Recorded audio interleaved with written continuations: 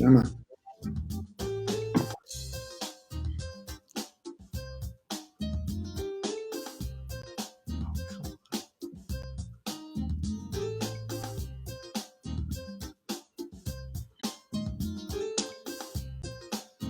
Internet being stubborn. Yeah, slow. There it is. Okay.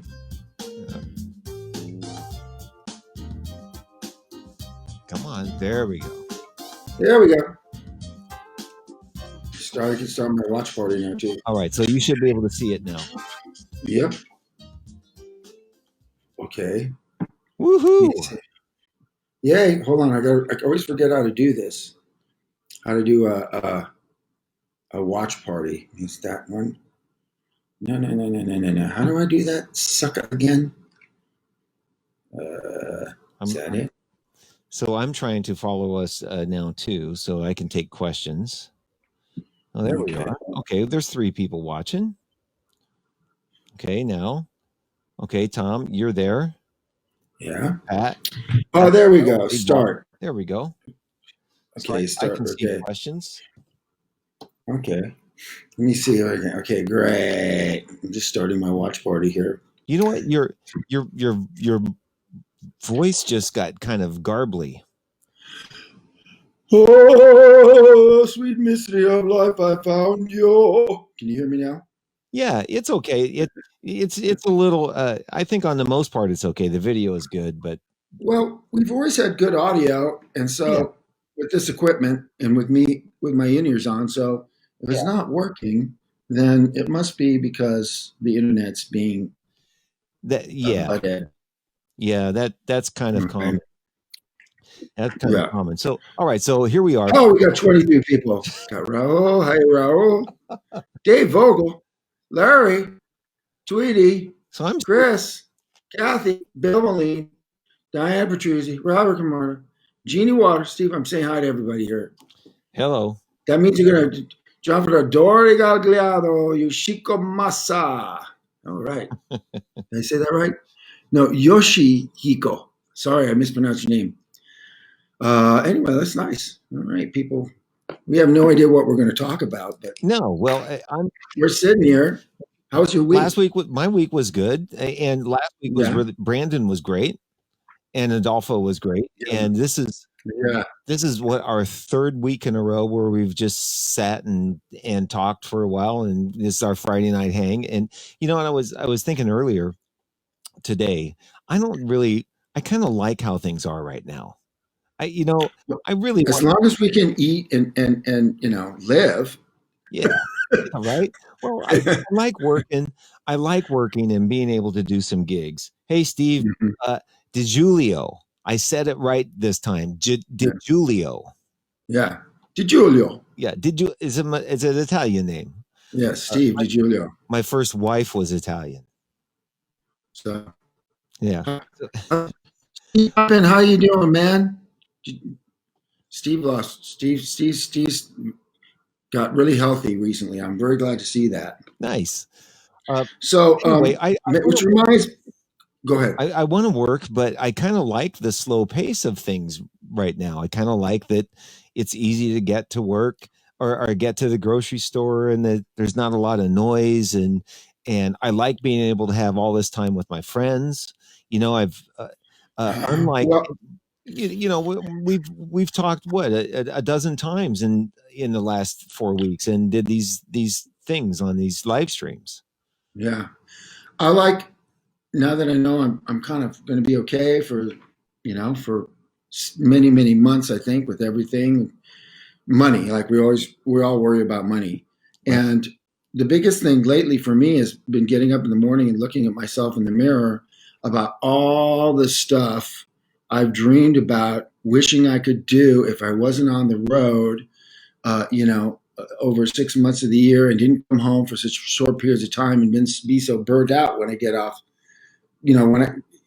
For the last 18 years, when I get off the road, I want to chill and kind of get my bearings if I've been overseas, and I want to play golf because I haven't played golf in weeks and weeks and weeks. And Golfing, people talk about meditation and stuff, and everybody knows I love golf. But I just want to say this: golf is my meditation, because when I'm on the golf course playing golf, hardly ever do any other thoughts go through my head, or anxieties, or, oh, what if this happens? When I'm on the golf course and playing golf, I'm just in the moment. And I once saw the definition of serenity as being in present time, completely in present time, right? We're not thinking about the past. We're not thinking about what's happening tomorrow. We're just right here in the moment.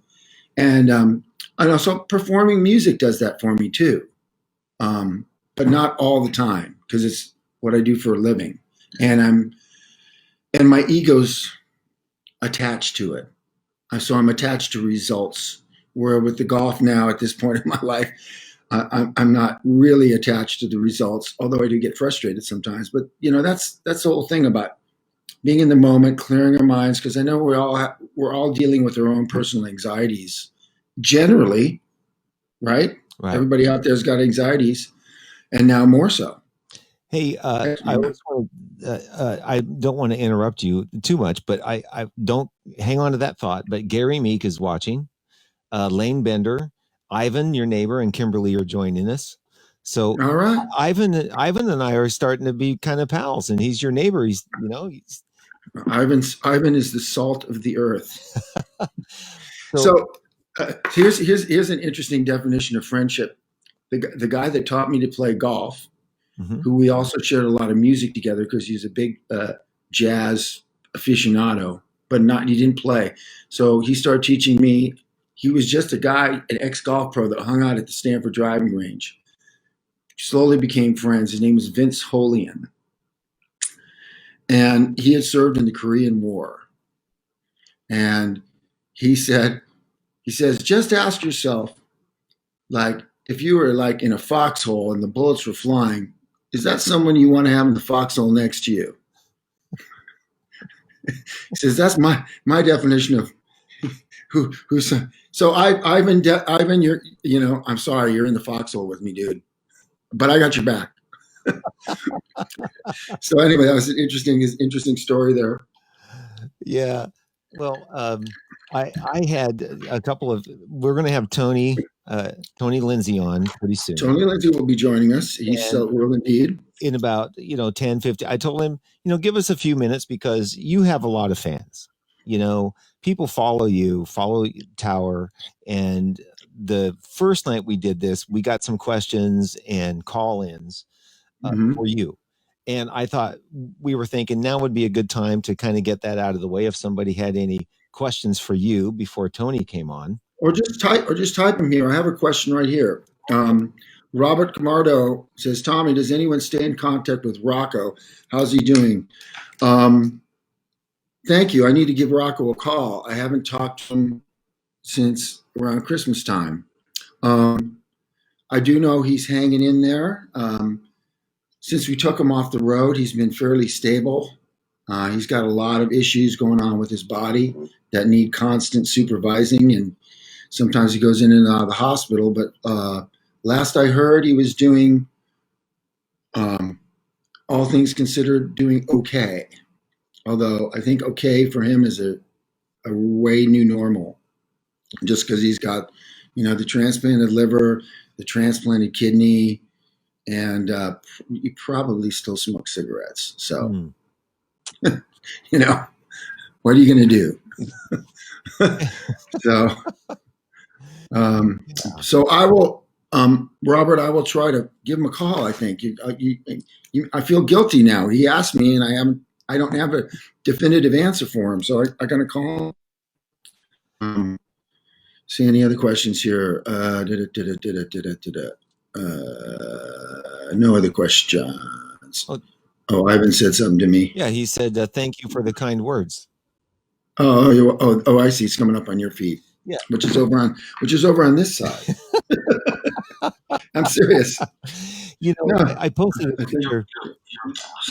It's got to turn down the volume. Yeah. So, folks, this is what you got to do if you have a watch party. I have a Mac. I just see Jeff. It's not on Facebook. he's broadcasting onto Facebook. Then I have my new phone, which is where the watch party is. Then I have my old phone, which doesn't have a SIM card in anymore, but it still works good as a web browser. So I can look at Jeff's page, like you guys are looking at Jeff's page. So I can see two sets of comments at the same time. It's a little crazy, but I see all of you, so that's good. Okay, so I'm going to do something really while you're doing that. So, what do we think of the drive-in concerts? Can you answer that? I think if it's done well, I'd love to do one. I mean, why not? I mean, I think everybody would feel safe in their car. And I don't know if financially though, if we can make it monetarily worth it. I mean, my question is, how much are you willing to pay? Because normally a Tower Power concert is, between on the low end $30, and on the high end, for better seats, 75, 80, I think, unless some of you, and then people have bought VIP packages, which let you come to sound check and meet the band. That's a whole different thing. So our price point for our band isn't like, if you went, what's it cost to see Dave Matthews these days? Oh. Well, I know what the Eagles cost. The Eagles start at $200 for the cheap seats, which is just obscene to me. Like, I'm going to pay $200 to go see the Eagles, but some people have the blow, so we will have to see. I can announce that Tower Power just hired a new manager, and we're very excited about it.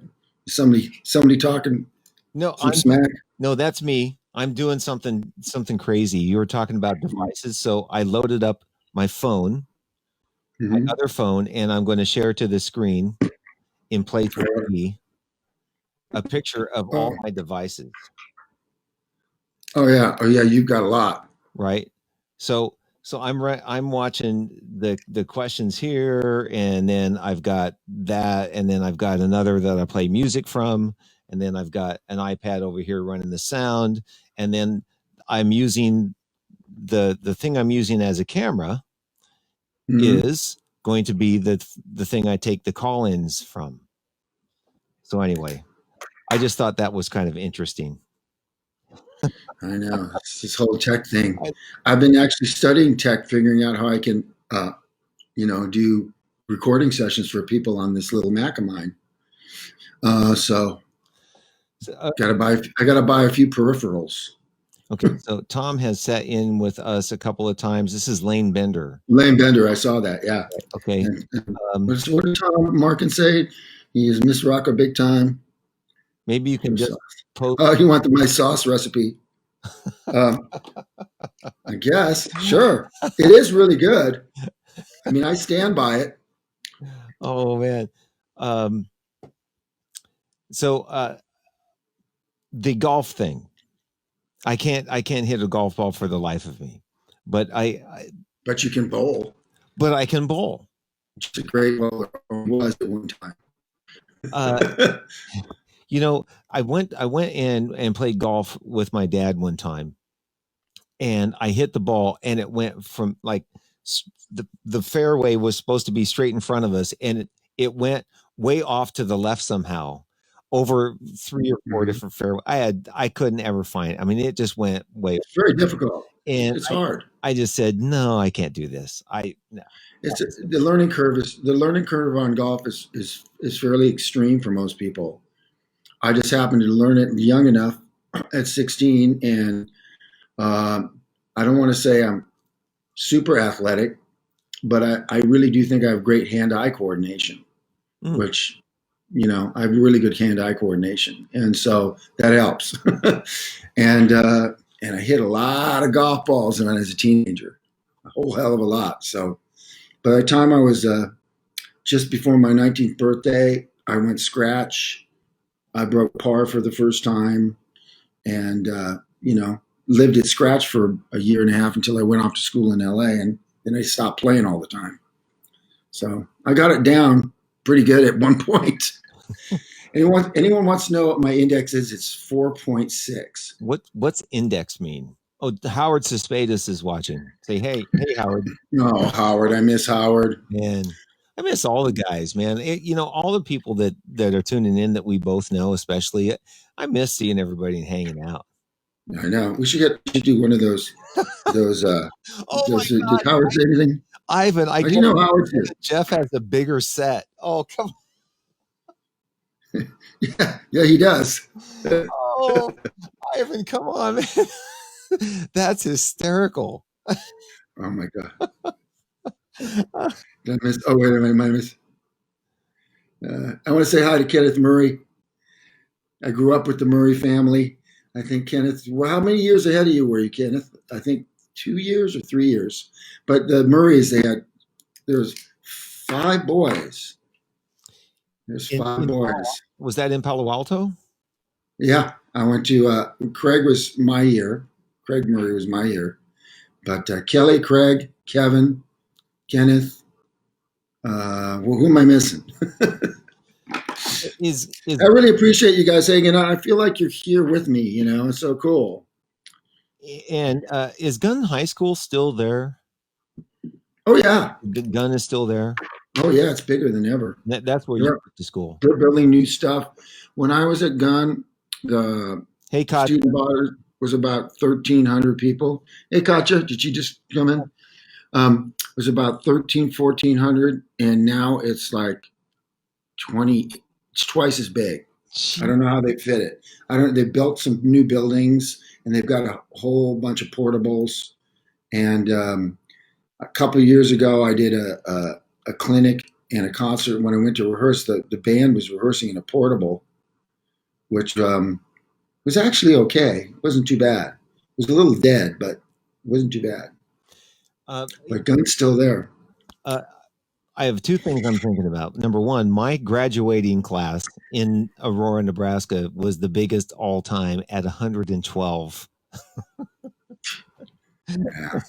Everybody knew everybody in that town. Right. But you grew up in Mayberry. Mayberry, yeah. Mayberry RFD, and it felt that way, man. Yeah. I'm really happy to be here. I'm really happy to be in California.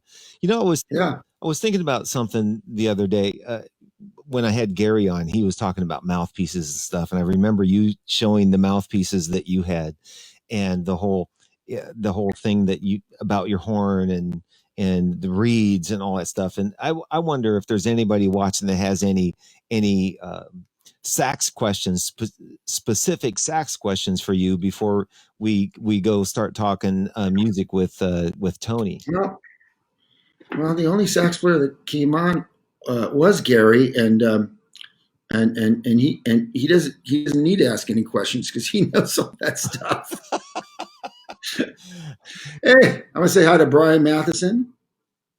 Oh, he says your conversation has become tiresome. Bonfongu to you, Brian Matheson. Everybody's waiting for Tony. They're like, come on, guys, get it. Stop, get off. Let's get Tony's coming. Tony's coming. Got to wait for dessert.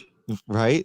You know what? This is what I was talking to Tony today. Tony was in a way, and Fred too. And Fred's name is going to come up.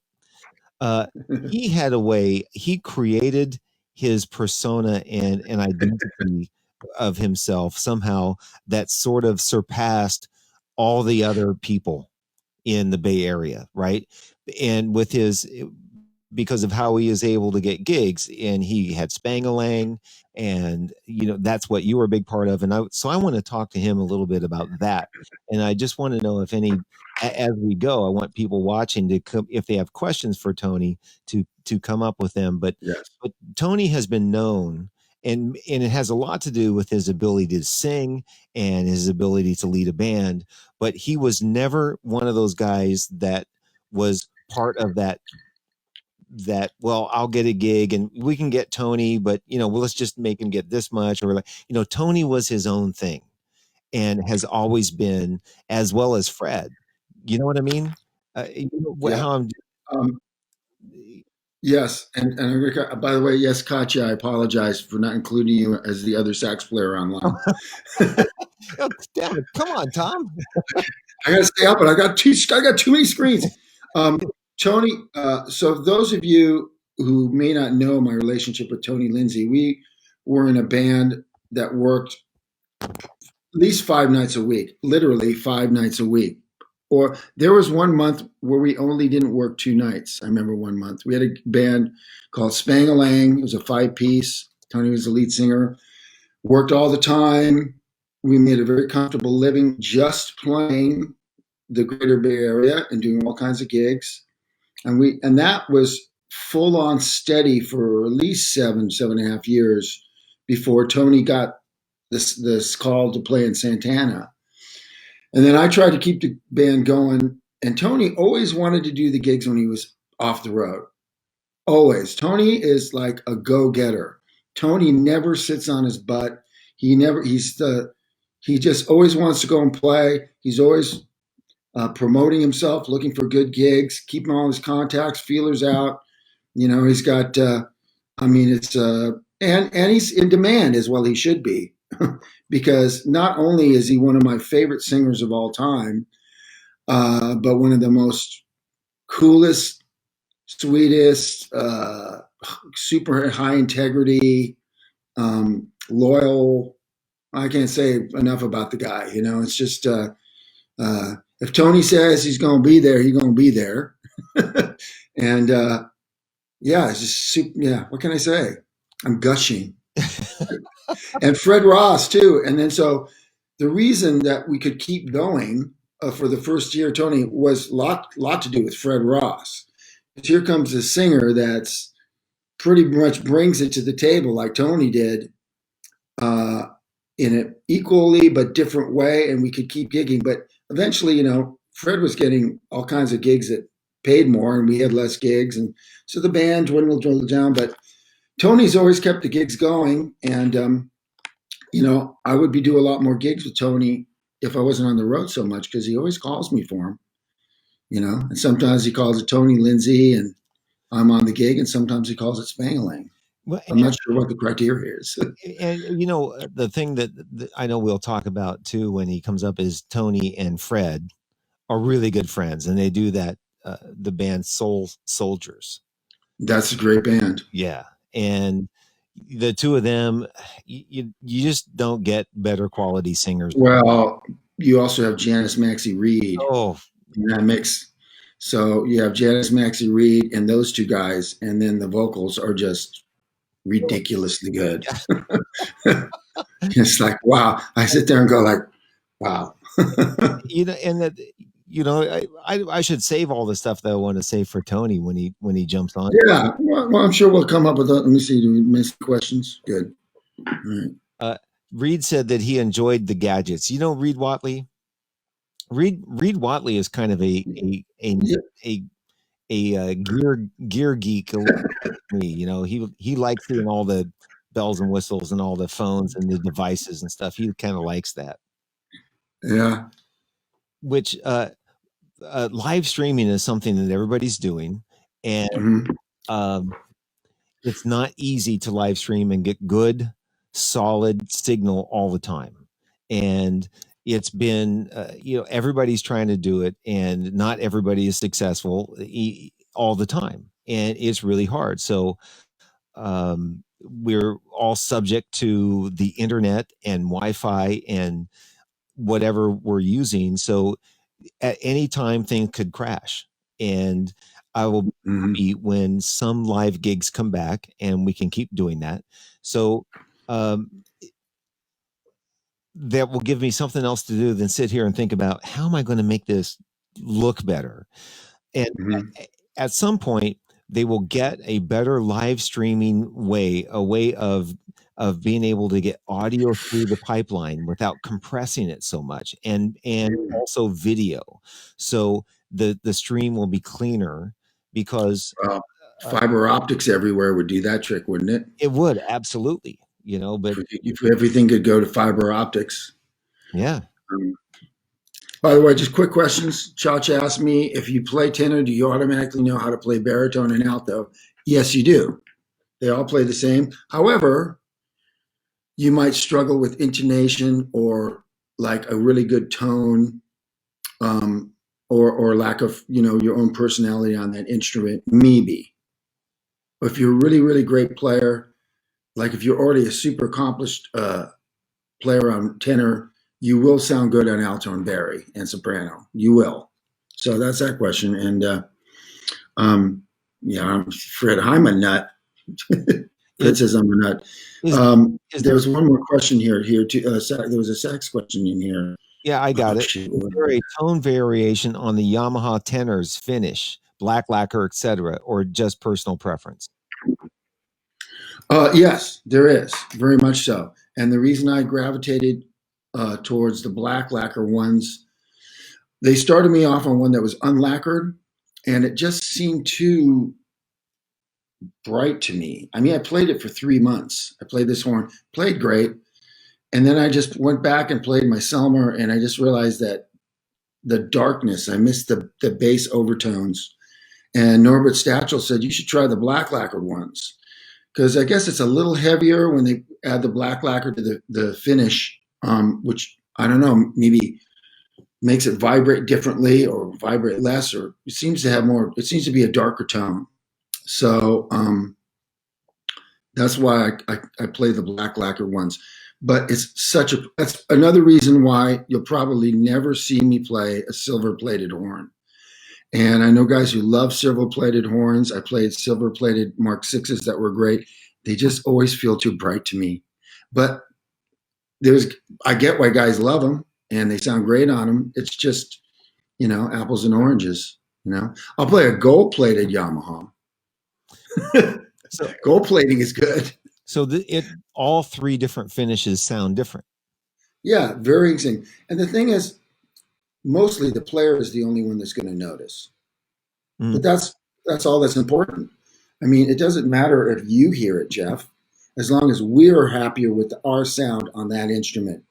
That makes our job easier because we're happier with what we're hearing. You'll play. And also, yeah. And you have to remember too, probably some of you haven't thought about this, with a mouthpiece in your mouth and a reed in your mouth and it vibrating and the mouthpiece vibrating, and it's going up into your teeth, up into your inner ear. So part of what I'm hearing is the vibration that comes through my bones into my inner ear. And I can tell that when I'm playing with in-ears too, I've kind of noticed, okay.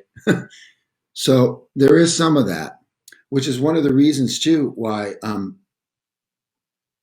it's funny. I can have my in-ears louder when I'm playing sax. Something about blowing I feel like pushes back on my eardrums. I don't know, kind of equalizes the audio pressure. I don't know if that's I don't know if that's scientifically correct, but it seems that way. I don't know. What about neck choices? Oh, necks are like mouthpieces these days. Are they different? The way they the taper changes. What they're made out of changes.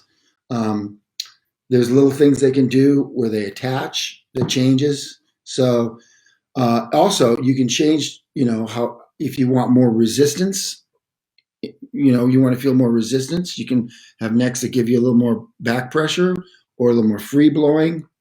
I like a little more free blowing, necks. I have 3 tenor necks and I think 3 alto necks, but tenor is the only one I switch back and forth on. I have one that's brass, and then I have one that's gold plated. And so the gold plating, of course, would be brass with silver on it, then gold, because you can't plate gold to brass. You have to silver plate it first, and then you put the gold on the silver. I'm not sure how that works, but that's what they told me. And that neck is I don't know. I go back and forth. Sometimes I just like the regular brass one. They both have different personalities, and I think a lot of you could hear the difference in a room if there's no other sounds going. If I just did it in my living room, I don't know if you could hear it on the microphone on the Macintosh, but I'd be happy to, if there's any interest next week, to do a neck demonstration. See if we can hear the difference on You know, I'm not hooked up with a good mic yet for my Mac, but maybe we should wait till I get a better microphone. You know, those USB, the blue USB Yetis are pretty good, or the Snowballs. Those are Okay. And those are not expensive, right? well. The Snowballs are like $69. The Yetis are a bit more, maybe 150 or something. Any other questions here? How many hole in ones do you have? I got my first hole in one last September. First one. Took me all this time to get my first hole in one. Your video. Oh, sorry. I got my first hole in one in September, last September. Really? Yeah. Wow. And I didn't see it go in because the flag was in the shade of a tree. But it was a really good shot, and it was a 4-iron from 202 yards. So that's pretty awesome. Wow. So it wasn't a short hole; it was a long par 3. Yeah. I'm trying to figure what it would odds of getting a hole in one. I mean, because it's such a little hole from. Yeah. I mean, come on. And it's funny. So Tiger Woods has something like 16 holes in one, but most of those holes in one occurred before he became a professional. I think he only has one hole in one since he's been on the PGA Tour. So 16 is extreme, though, but that's extreme. I mean, he had that many holes in one. So Tony's link doesn't seem to be working to join our room. So what? Yeah. So what are we gonna do? Well, I might have to send him a new link or something. Okay. As some error crap. Okay. Okay, because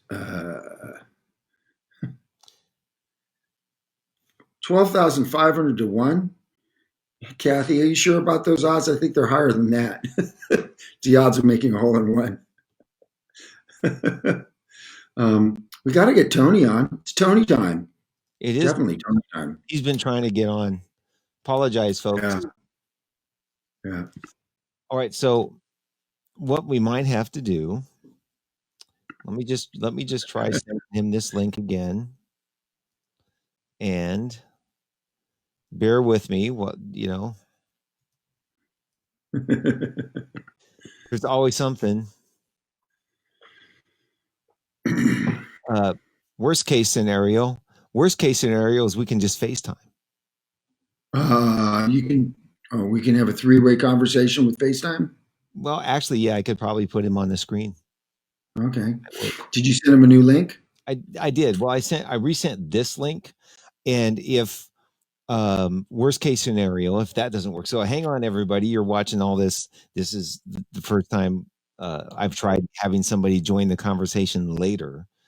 The worst case is I could resend new links. I know Tony and I tried this earlier today, and it worked great. Everything was fine. Yeah, I've never had a problem with what you're doing here. So you can do that, and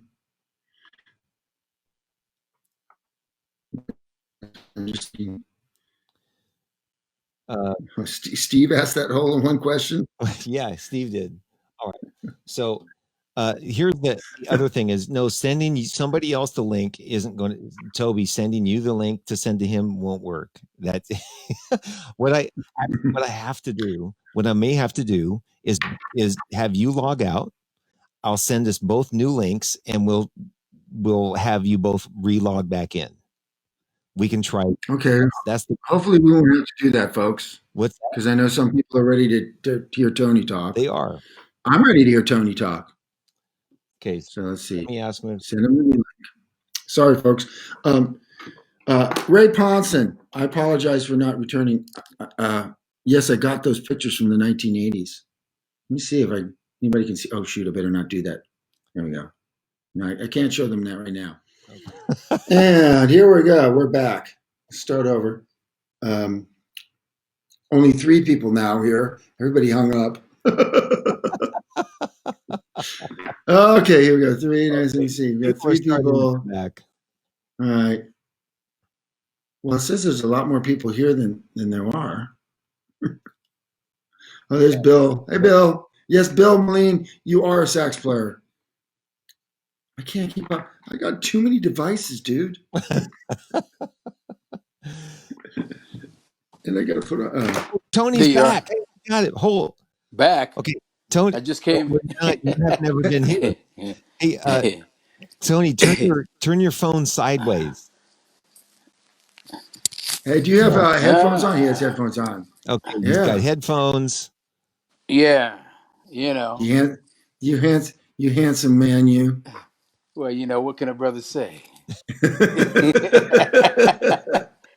What's up?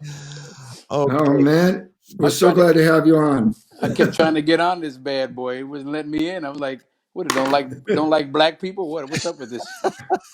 Well, you know, that's it's kind of a problem in America right now. So, you know, man, you mean right? What you mean right now? Well, that ain't it's nothing. Worse. It seems worse right now. Is my point. Well, see, the thing is that stuff has always been there. So now that they have leadership that's supporting them, they feel they can just do all kinds of crap, man. It's a damn shame, you know. Hey, it is a damn shame. Tony, your finger is in front of the camera. Ah, there it is. Yeah. There, you got a way that you can set your phone. Something you can. You know what I'm saying? Oh. Yeah. Is there something you can set your phone on? I'm trying to see what I could put it on here, maybe. Man, there's a story I want to tell so bad, but I don't think I can tell it. But you know the one I'm talking about. Who, me? Yeah, the story about us. You know, when I joined Spangalang. Uh-oh. And I've been in the band about 3 months. I'm not going to tell the story. I'm just going to remind you. But I don't know how sensitive our audience is. But remember, I was loading the speaker in the car, and I grabbed you by the booty. Yeah. Oh yeah. Remember what you said? I said, take this. Said, I'm getting you back for all the stuff. No, I'm just. That's joking. Not what you said. That's what did I say? say? What did I say? You white motherfucker! You white motherfucker!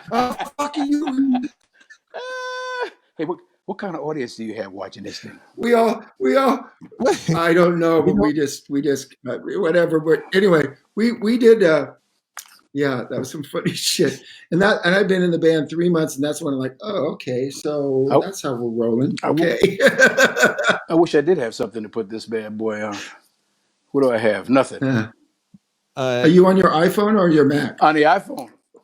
Yeah. Okay. Because on the Mac, he would have had to send me an email in order to do that. So. Yeah. Okay. He sent it on text. We tested it on the phone. Oh yeah, it was working fine in the car. Yeah, and it's working good. Oh wow. It's working good. Yeah. So the one thing that I wanted to do before we lose Tony, before any shit happens, I think we're in. Okay. Yeah. I want to make sure that I tell everybody about Tony's last record. Right there. There it is. Yep. There it is. A little more there. A little more there. Right there. And here's a song off of it. Uh-oh. Yeah. No jive. Oh, shucks, man. This is the title track off of that record called Something Beautiful. Yeah.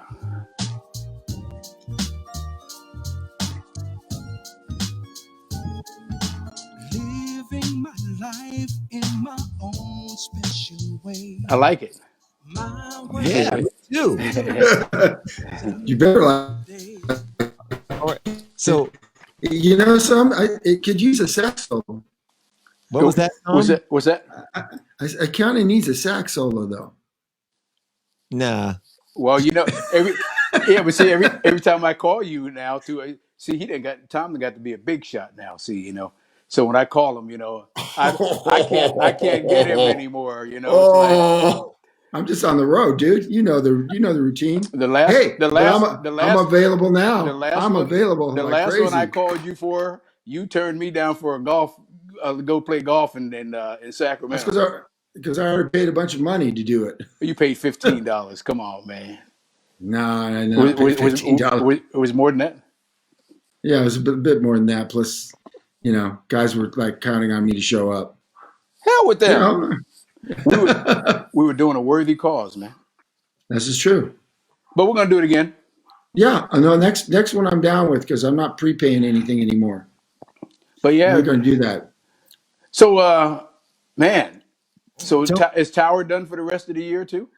Yeah, we're pretty much done. We just hired a new manager, and he's trying to come up with some new. He's got some cool new ideas. Ain't that a trip? Hopefully, we'll be doing stuff. We'll be coming to you on your video screen. Hopefully, in the next month or two. We're going to be doing some stuff. Did they ever get that DVD finished? Almost. Well, it's been like 3 years now, isn't it? Yeah, I know. Tell me about it. And it's we can get it out because I think people would be. It's going to be really, really good. Yeah, it was. I've seen clips. That was good clips from it. I've seen some clips, and they've done a really good job. And it's just there's 2 nights in a row, and 9 cameras, and how many audio feeds to filter through. That was a fun gig, man. Yeah, it was a fun gig. That was a special night, man. I'm so glad you were on it. Me too. Man. I'm glad you guys told Mimi to give me a call. I don't know why a lot of guys don't think that I'll sing background on stuff. Are you kidding me? What people don't know about Tony Lindsay is Tony just wants to go sing. He doesn't have to be the star of the show. No. You don't care. Just pay him. I know to be hey man, I was telling I think me and Jeff were having this conversation. Maybe we didn't. But it's about being a team player, whatever you do, man. If your name's not on the marquee, you're just a pawn on the chessboard. That's it. So you do whatever it takes to make it work. That's it. Well, the thing that's kind of different about you is like what I think the general public, anybody who's not a working musician doesn't know, is that non-singers have a saying called LSD. And LSD stands for lead singer disease. That's cold. I know it's cold, but you don't have lead singer disease at all in any way, shape, or form. Tony Lindsay does not suffer from LSD. I like hearing good singers, and good because Marcus, man, that's a bad dude, man. Yeah, you know, and shoot. So it's just that kind of thing of, you just participate and make it work, man. That's where I come from. So what are you doing now? Obviously, you've lost all your gigs, right? Yeah. So I've been working on my new CD. I'm 6 songs into my new one. Okay, I'm totally available to record for you now. Is that right? Totally available. You're killing Jeff over there. See now on the 17th of June, me and your favorite piano player John Arbor, we're gonna do a live on Facebook thing again. So nice. We can help raise some funds for musicians that are because you know a bunch of our friends who are living month to month, week to week, day to day, right? And they're kind of need some money to help out. So what we're trying to do, I'm trying to do some of these gigs to help put some money in this fund. And Terry Hope down at the Los Gatos Roasting Company, she's also the one that her and Mike Jacoby, they booked the Jazz on the Plaz and all the other concert performances down in Los Gatos. So they have a nonprofit that we got set up. Money's donated into that, and then we're gonna, once we get a nice fat chunk in there, and cats can call in and get some money to help them out. And I made sure that I was really specific on stuff. I have nothing against any musician. I think I love all musicians, but this fund is for cats that are self-employed, 100% musician. Not if you got a day gig and you punching the clock and even though you're not working, you're still getting paid from your whoever your employer is. This is for cats that this is all we do. Is music. That's it. So we gotta look out for each other now, man, because the government's not going to help us out. You kidding? Well, Tony, you and I'll be happy to join you, just if you want me. Of course. We talked about be happy to join you. We talked about that a little bit today. Is that we're going to be the last people that go back to work. Yep. We're going to be the last people thought about, and all of the musicians. And right now, even though we're getting some money from the government here in California, that isn't going to last forever. And it for some guys, it's not enough to really support themselves and to pay for their families. That's true. I got some friends who are still freaking out pretty heavy. And man.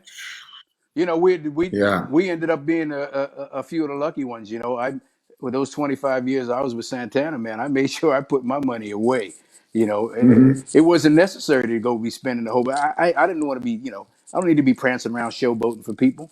I put that stuff away. That's not who you are. It's not who you are. No, and I'm so glad that I did that because I'm cool. It's I look at it right now as we're getting the unemployment and all that stuff, and I look at it as the government is my record company right now. They're paying me to write new music for my new album. Yep, that's it. Yeah, I was saying to Jeff earlier before he came on. Usually I'd be so burnt out from coming back on the road. I just want to kind of chill. I didn't really want to pick up my horn. I wanted to go play golf. And what this pandemic has done for me is I have to get up in the morning every day and look myself in the mirror and say, listen, butthole, you need to you call yourself all butthole? the shit. Yeah. Or bonehead.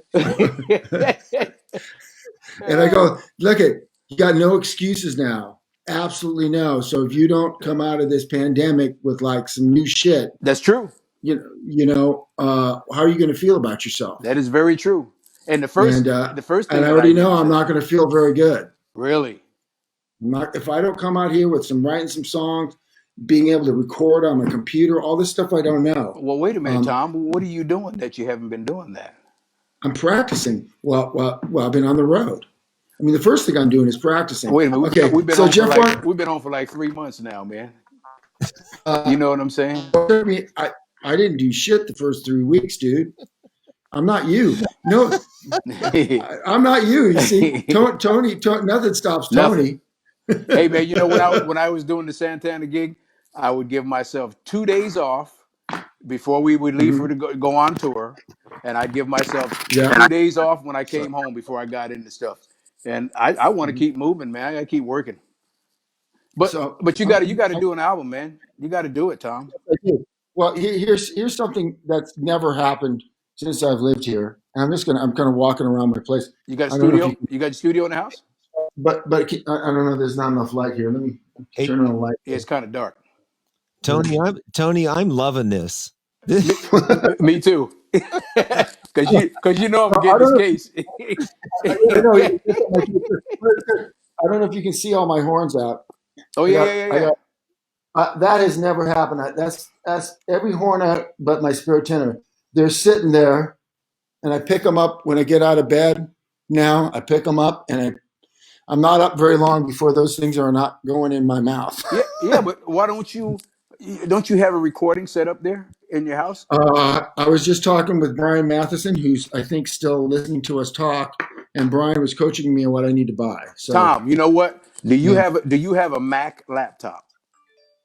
Yeah, I have a MacBook Pro. That's all you need. You need a Mac. Yeah. You get yourself a little Apogee microphone that plugs right into the laptop, and get a keyboard, a controller that you can access the sounds and program the drums. It's got all the sound, keyboard sounds. It's got bass sounds in it, and use GarageBand and start recording some tunes, man. It's that simple. Perfect. You don't need no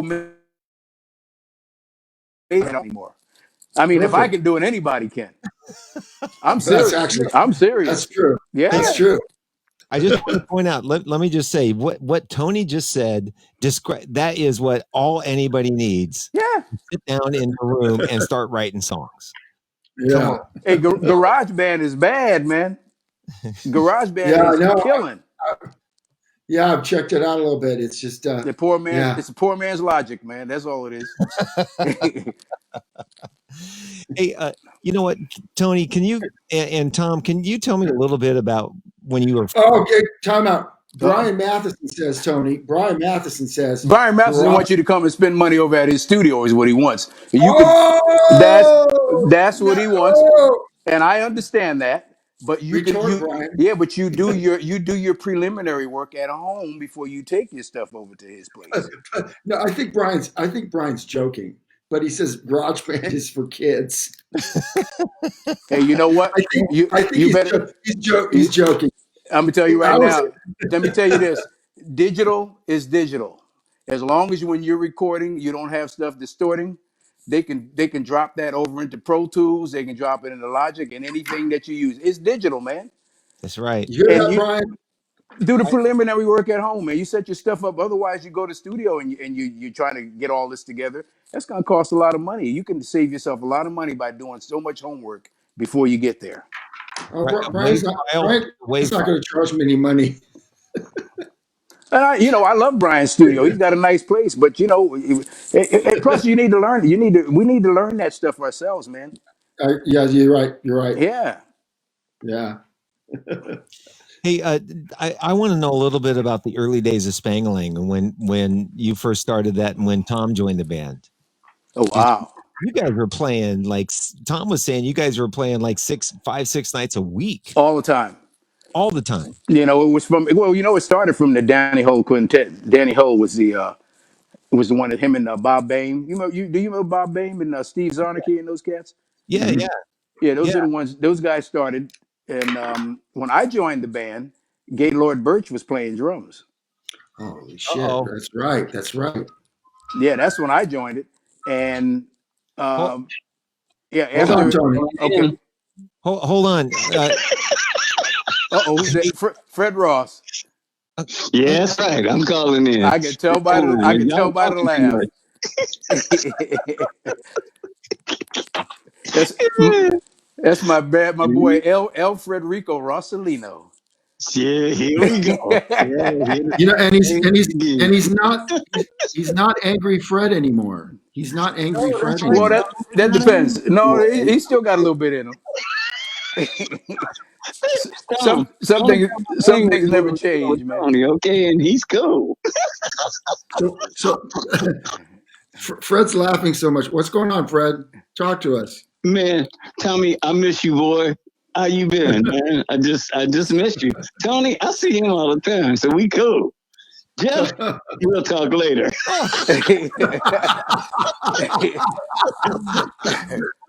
Come on, Tony. I already told you this. Fred called me and said, "Hey, why don't you got me on your show?" And I said, "I don't like you." Oh, yeah, I can understand that. Tony, that's what he said. I said, Tony Lindsay and no Fred Ross? Tom Politzer, no Fred Ross. Yo, I ain't getting no love. What's up with this? Well, Jeff, I'm actually surprised that Fred is getting reception out there where he lives at, because he's way out in the country now. You know what, Jeff, I knew partner was gonna go here. I said, when I make this call, I'm gonna talk about where I live and my reception and all that. I'm outside, and he's like, you brothers, I'm outside because my reception is bad out here. But Tony, yes, sir. I'm sorry. You got to pass about 4 cow fields to get to Fred's house. At least 4. Oh, killing me. You be seeing cows and goats along the hill eating up the grass and stuff. It take from the Bay Area. It takes you a good 5 hours to get to Fred's house now. hey, you know what? That's it. We don't have a good relationship. He knows I love him to death. You know what? Jeff. What? Why did you ask me to make this call? You knew Tony was going to be there, and you knew he was going to abuse me. You knew this. But there's nothing more fun for me to watch you get picked on.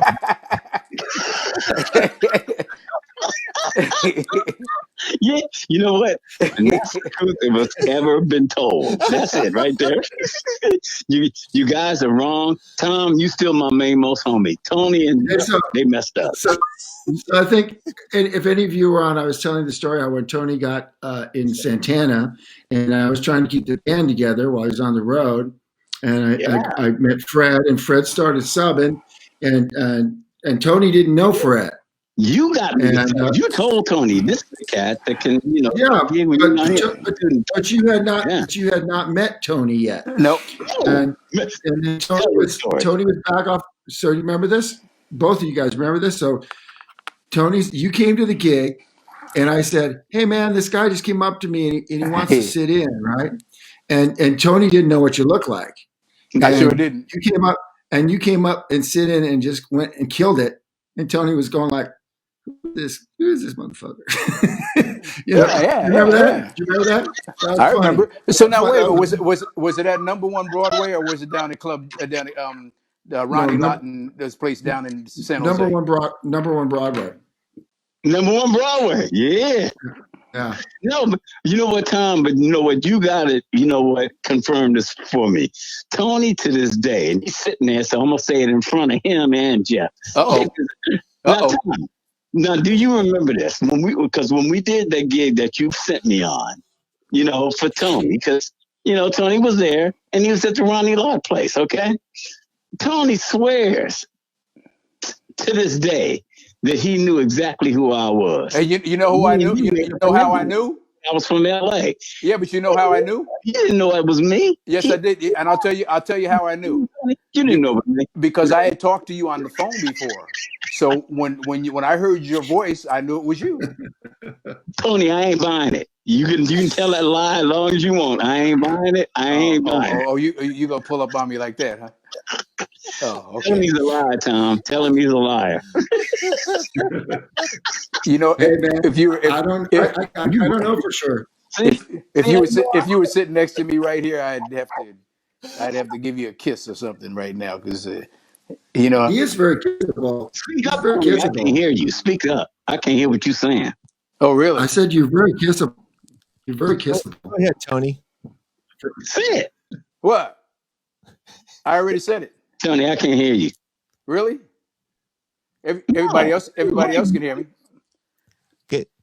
Yeah. Can you? I hate technology when it doesn't work.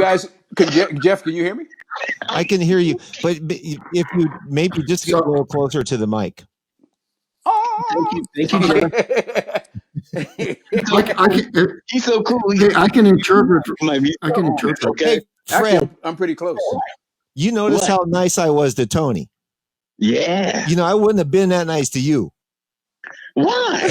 Hey, I can understand it too. Dude, we got history. Me and you remember when you slept on my sofa in the rain overnight? Remember that? You wouldn't have been there. Hey, by the way, I just want to say, can I interrupt? Janice Maxine Reed is in the house. She's out here too. She logged on. She's I wonder watching. if I could see more people. Here we go. Is there a way to see more people on this screen? There is not.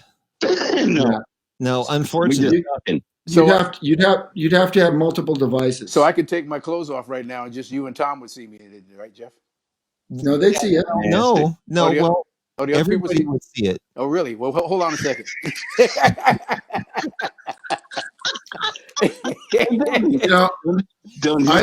I am actually, I'm actually naked from the waist down. Is that right? Yeah. Tom said he don't have any clothes on right now, from the waist down. From the waist down. No, you know, the one guy that we can't see is Tony. I mean, is Fred. Fred. Yeah, you can't see me because I'm on the phone. Exactly. He may be out there with the cows. You know. Oh, that's what he's definitely doing. Matter of fact, he'll be going to bed soon because he got to get up and milk them bad boys around about 4:35. This is boring.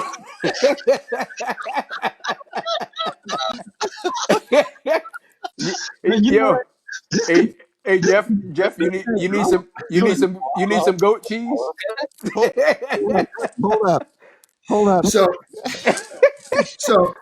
everybody out there watching, every time I do it, you guys, all we do is like laugh all the time. That's right. We just laugh. It's just constant laughter. Constant laughter. Well, here's the issue. The issue is the unfortunate thing is when we all talk at the same time, nobody can understand anything we're saying. It's a good thing. Well, I got to ask you this one thing, Jeff. Would you like if you want some goat cheese, you should order it from Fred right now because he's got to milk them bad boys out there too. You know. Can I get some cheese, Fred? Tom, you like goat cheese? Fred, you still there?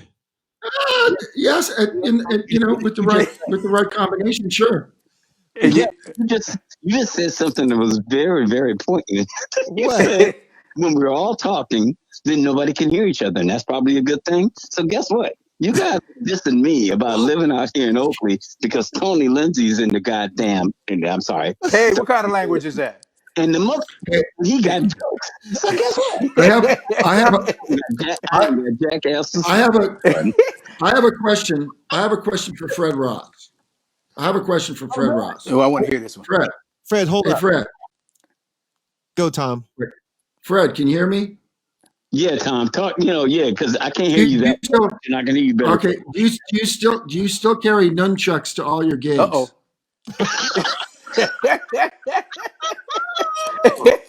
No, he did. Don't you want to know? You're supposed to give me up on Facebook. Okay, what the hell's wrong with you? What's wrong with you?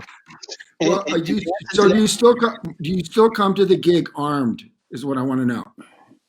Hell yes, I still do. Yes, I do. Okay, is that right? I'm Mr. Politzer. And that's what's wrong. I'm gonna get you for that. See this? Okay, well, just don't hit me with those damn sticks. Well, he was on the front cover of Karate Today. You know that, right? Okay, here we go. Oh yeah. Karate Today. Had his belt down. He was smiling like a big dog. Really, Tony? Why you want to do this? I love you, man. You know that. You know that, bro. Come on now. I love you too, dude. From way, way, way, way afar. Oh, see, that's messed up. Yeah, you know what, Jeff? You and Tom know that Tony's a mess. If you guys don't, you will after tonight is over because you guys got to deal with him a little bit longer. See, I can hang up and be gone. Well, you can, but let me just interject one thing while you're both here. If anybody wants to hear how these two guys really sing and interact together, go see them Soul Soldiers. Oh yeah, man. So, check that out. I have a question. So, are there some really good Soul Soldiers YouTubes online? It might be. It might be something there. Yeah, there's a bunch. So, there's got to be something for sure. Yeah, so man. It's just, and Janice is still on, but what So Janice she's a Soul Soldier too. She's in the band. Yeah, I know. Well, and then you also have David Jones, who's not a bad singer himself. But anyway, I remember the first time I heard you guys and listened when you three sing together. Oh yeah, man. It's just, I get when you three sing together, I just lose it. Well, we got Alan Leone singing some background too, so it makes it nice and fat. Well, David Jones too. Doesn't he sing background? Actually, David doesn't sing with the Soul Soldiers. Alan does. Four of us, man. The harmonies are the bomb for real. Yeah. And I thank you, Tommy, for saying that because when Tony brought in Janice and we had Alan, Tony, myself, and then he brought in Janice, I went, this is a match made in heaven. Oh yeah. If you want to hear a live, extremely incredible vocal performance, individual and ensemble, this is unbelievable. And your interpretations of these songs it's spot on. It's a great show. Hey, we're gonna do a remake of Tiny Tim's "Tiptoe Through the Tulips." We're gonna do that.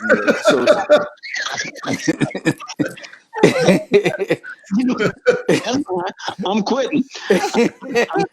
Oh, you're singing the high part. What are you talking about? Come on, man.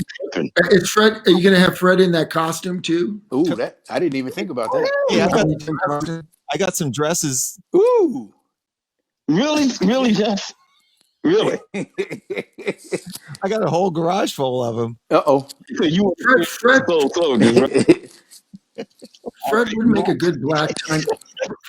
Fred would make a good black tiny Tim. Yeah, I can see that. Me too. Saying yeah. I can see that. Good thing. This is all bad, you weirdo. Hey, can I ask, do you guys have a sax player in your band? No, we got a guitar player. No. Not in Soul Soldiers. You know, I know a guy that's out of work right now. Is that right? Hey, you know what? All of us are out of work right now. Yeah. You're out of work. What are you talking about? You out of work too? And you had several jobs in the Hey, industry. hey, you know one thing me and Jeff were talking about earlier, which is serious too. What? We got to make sure that when we come back, because people are going to start thinking that they can get us for a really really cheap price when we come Right. Come back, on, man. because Come on. they're thinking that we're Yeah, desperate. man. So That's we gotta be careful and get the word out to cats. Like, hey, you know what? Because there's a bunch. We all know them. There's a bunch of cats that want to go out there and play just to play. It's right. like Yeah. it's like, come on Can now. I So can I say something too? Yes, Yeah. you I just can. want to say something. I see all these like really good musicians and my friend, great band in Germany. They just did this recorded video they're going to release, and I said, Mhm. I sent him. I said, you better not put that stuff out for free because this is. I mean, they made a great video. They Exactly. did a rearrangement of Earth, Wind, and Fire, and it's killing. It's a German band, Yeah. See. and I've seen other stuff. It's like people just putting stuff out. Now I get it. If you're not, if nobody knows who you are, and you want to promote who you are, I get it. But if you're already like a successful musician Mm-hmm. and you put stuff out online for free, people are going to get used to you stuff for free. Yeah. I mean, go to Exactly. Spotify so and iTunes. I mean, you're not getting me for free. Nope. Me fellas, either. fellas, an agent called me today, and I told Tony this. An agent called me and said that someone had called her, "Hey, I'm going to start having some events at my house. Can you send over a guitar player?" And she said, "Well, sure." And he said, "Well, how about, you can get, they probably need a lot of money or really need money right now. So you think we could get them for like $100 every see. time?" See. What? Oh yeah. Believe it. No, she said, "No, I won't do that." And he said, "But they need the work, right?" Yeah. See. Exactly. See, that's our point. They Exactly. need to work. That's Oh, exactly okay. our And this is what you say to them. People will Here's do the it. thing: People like exactly. you, It's not gonna be us. That's not no. It's not That's gonna right. be us. you Not got me. to pay me. Just stay home and just do whatever I do It's and like just be broke. Whatever. I'm not doing that. Uh-uh. They need. I'm getting seven. Don't you? So I'm getting so hey guys, I'm getting $787 a week from unemployment right For now. staying And home. if they ain't gonna pay me at least just stay at home. So they won't pay me $100, which would actually jeopardize my unemployment. Yeah. If they found out, Exactly. I wouldn't get unemployment. That's right. It's like That's right. no, you got to be kidding me. Yeah. Plus, that's like I'm gonna tell you, so man. You know, so disrespectful. well, see, the thing that bugs me, we got a lot of these agents down here that are not in the musician's corner, man. As long as they Mm. get their fee, Come on. because they're going to tell you that the gig is paying one price and they're putting a whole bunch of money in their pocket when it's Mm. actually another a hell of a lot more than what they're telling you, and they're not looking for out for us. We got to look out for ourselves. And if we got to gather a whole bunch of those agents and beat the crap out of them, then that's what we need to do too. Hey, Yes. so you know what? This is what Tony Lindsay taught me from being in Spangling when I joined Spangling, and we left. Steve Zarnicki left the band, and he was doing a lot of the booking, and I started doing some booking, and I got this call from a agent in Monterey to book us at a wedding in Carmel. Mhm. Try to keep this brief, and this is what I learned from Tony Lindsay. So, can you do the gig? I already knew the bride and groom wanted us, but they went to an agent first, which was a mistake. But they did. So I got a call from the Kelly agent. I'm going to name him the Kelly Agency in Monterey. John Kelly. And I'm gonna. And I said, "Can you do the gig?" And I said, "Fine. What will you do it for?" And I said, "It's in Carmel down there." I said, $4,000. She goes, $4,000.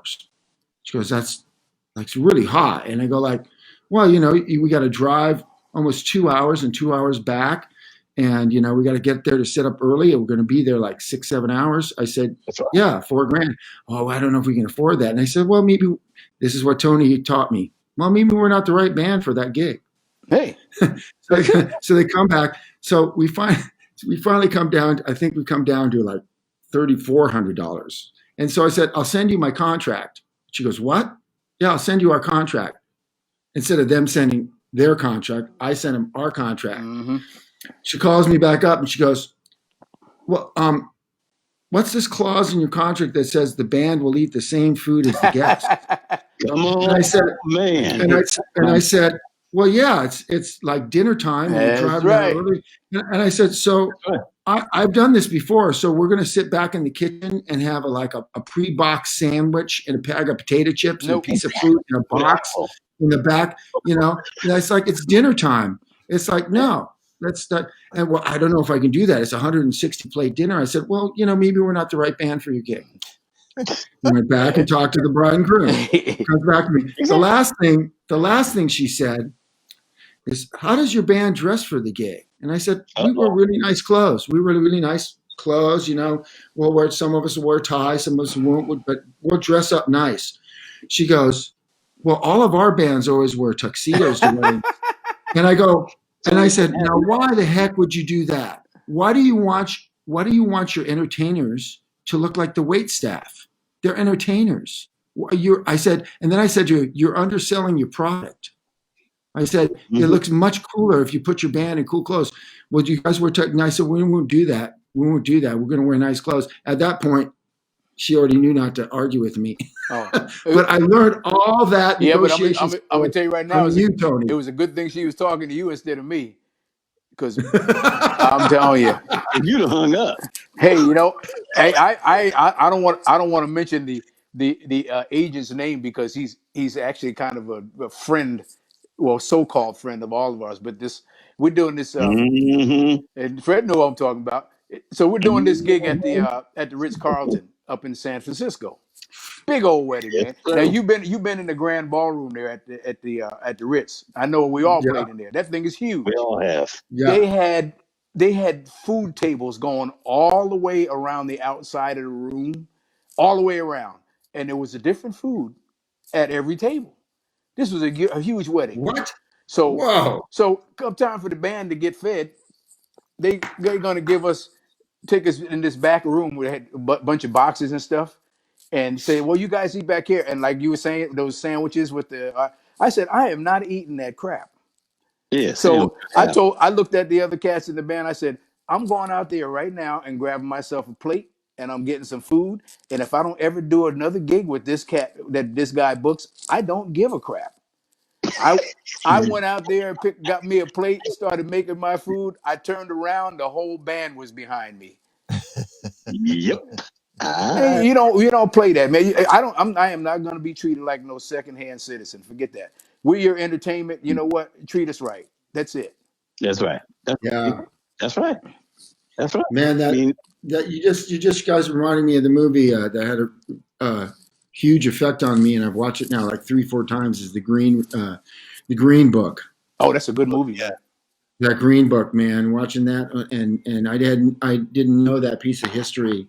And that's a good movie. And it won Best Picture. I'm so glad it won Best Picture. I'm not hip, but I'm going to check that out. Oh yeah, that's a good one, man. The Green Room is about the jazz pianist. He's a brother. He was a black man who was playing way back. What was that era that he was in? Was it in the 50s or something? 60s, early 60s. But he was playing. He was playing a 64. lot in the South, which Really? Oh yeah, which is how it is. It's probably still that way, I'm sure. In places it still is. Yeah. Oh, absolutely. In some places, no, it's the same or worse now. Yeah. They just don't care, and then and I don't mean to say this to be facetious or mean, but we just haven't been respected like that. So it's about Don Shirley. Pianist Don Shirley. And Don Shirley was a black man, classically to a classical conservatory in Russia. And he came back, and his record company said, no white audience is going to hear a black man playing classical music. You got to change it. So he added a cello and a bass player and did kind of jazz. He could play jazz too. I mean, he's a virtuoso. And he decided he wanted to do a tour of the South. It wasn't even his agency sending him there. I mean, he went out to all these places all down these Jim Crow places, man. And yeah, Fred, you got to watch the It's a movie, good man. one. It's super moving. Yeah. Super moving. Thank you guys for the hookup. Yeah. And the Green Book was a book that told black travelers the safe places they could stay in the South back in the 60s. It's called the Green Book. Mm-hmm. Told you where they could, if you were black, where you could stay. Are you able to get Are you able to get Netflix out there in Petticoat Junction, Fred?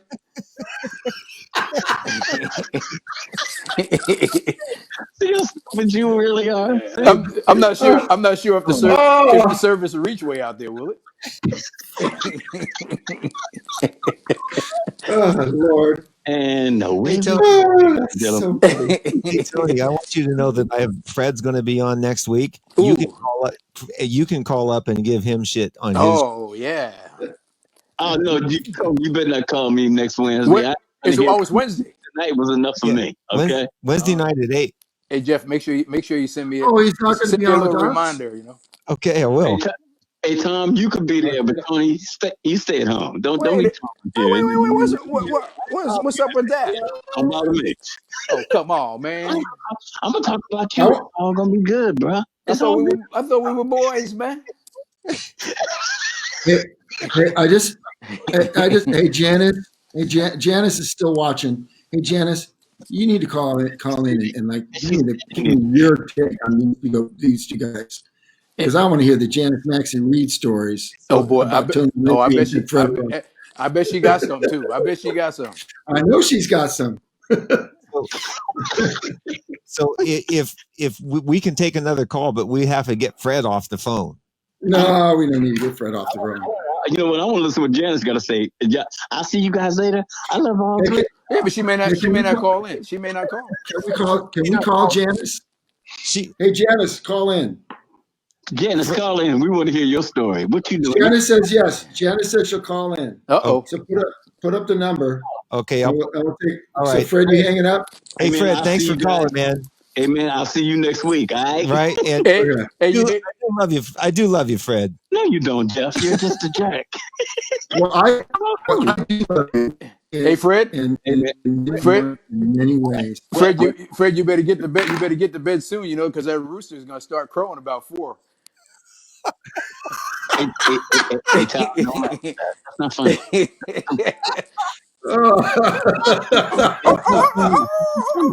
guys are ridiculous. You need to grow up. Grow the heck up, okay? And I'll come out to pick up my goat cheese next week when yeah. Don't take this phone hanging up on. Oh God. Oh, he just hung up. Fred just hung up. Okay. So Janice said she'll call in. Okay, I'll put the number back. We're only accepting calls from Janice Maxie Reed. No. So how many listeners you have on this show? Do you know? 43 right now. But 43, it says presently, but I think at least 100 have come in and out of the room. People watch for a minute. When Fred talked, people stopped watching. Oh, I can understand that. So put up the number for Janice. Yeah, I can understand that. I did. I think I hit the equal sign instead of the dash, but still, the digits are there. So Janice will be a 510 area code. Okay, yep. So Tom, once in a while your audio breaks up. Yeah, it gets a little weird. Yeah. It didn't last week. Yeah, but maybe because there's some black interference or something on the line. All right. So I believe you know what it is. Too many devices. Too many devices on the internet. Is that Janice? Janice is on the phone. Uh-oh. Go ahead, Janice. I'm here. Who's talking? Oh, I didn't do it. It wasn't me. Janice? Yes. Did you hear me? Hi, Tom. I did. This is Jeff. Tom, say hello. Hi, Jan. Hello. Hi, Janice. And you know who this is. You know who this is. And you know what I'm saying? Are you laughing already? No. Oh, yes, you know what? Can you turn down your the computer or stream? Janice? Yeah. Okay. Or put on some headphones. I'm right here. Okay. There Now, we go. we want to hear Okay. your side of the story. Anything? We want to hear the Janice side. Oh my goodness. Imagine getting in between. It's not going to come out right, but between Fred and Tony. It's always a blast. They go at it and they don't stop. It just doesn't stop. It's like a ping pong game, man. Well, see, that's because Now, that's just love. That's all it is. That's all it is. Yeah, I love these brothers. I get it's the greatest show on earth. That's all I can say. So That's all I can say. other than just having to deal with their personalities, how is it musically with them? Oh my God, it's the best. It's the best. These guys, they're heavy hitters. They go. You know, I learned so much just being around them. I'm more of a spectator sometimes. Right? You know. Well, you mean you know more than all of us. So how are you? You know, we're learning from you. Oh, you funny. No. They let me have my moments. Janice, you've been around a long time. You've been around a long time, played with everybody. I mean, for around 35 years old, for 35, yeah, she's been around a long time. I was a child star. Yeah, but I mean, look at the list of people that she gave lessons to. Okay, go ahead and run them down. Go ahead, Janice. Come on now. Oh my gosh! Don't put me out like that. Why not? Okay, all right. I don't know how far to go back, but the most recent ones have been Let Us See, Victoria Theodore, Eddie Mendenfield, Kevin Choice, Michael Cheadle. Those are the modern ones. You see what I'm saying? Yeah. Yep. Yeah. Yeah. But they were, they were great coming up. You know, they came in with skills, so I just got a chance to help them out a little bit down the road. But and you're a great singer too. Do you give voice lessons? I sure do. And piano lessons. Yeah. See? Yeah. I'm telling you. I came to your rehearsals many years ago, Jeff, in San Francisco. It was an audition or something like that. You have with me back in the day. Yeah. You know, I tried to get you on a bunch of gigs, but you weren't available. Yeah. Yeah. That was a long time ago. It was. She's hard to get now. Right. I'm living in Los Angeles. Yeah. Yeah. Yeah. I don't play drums anymore. No? Are you making that much money? No. I'm drums, Los Angeles, you know how many drummers there are that can play way better than me?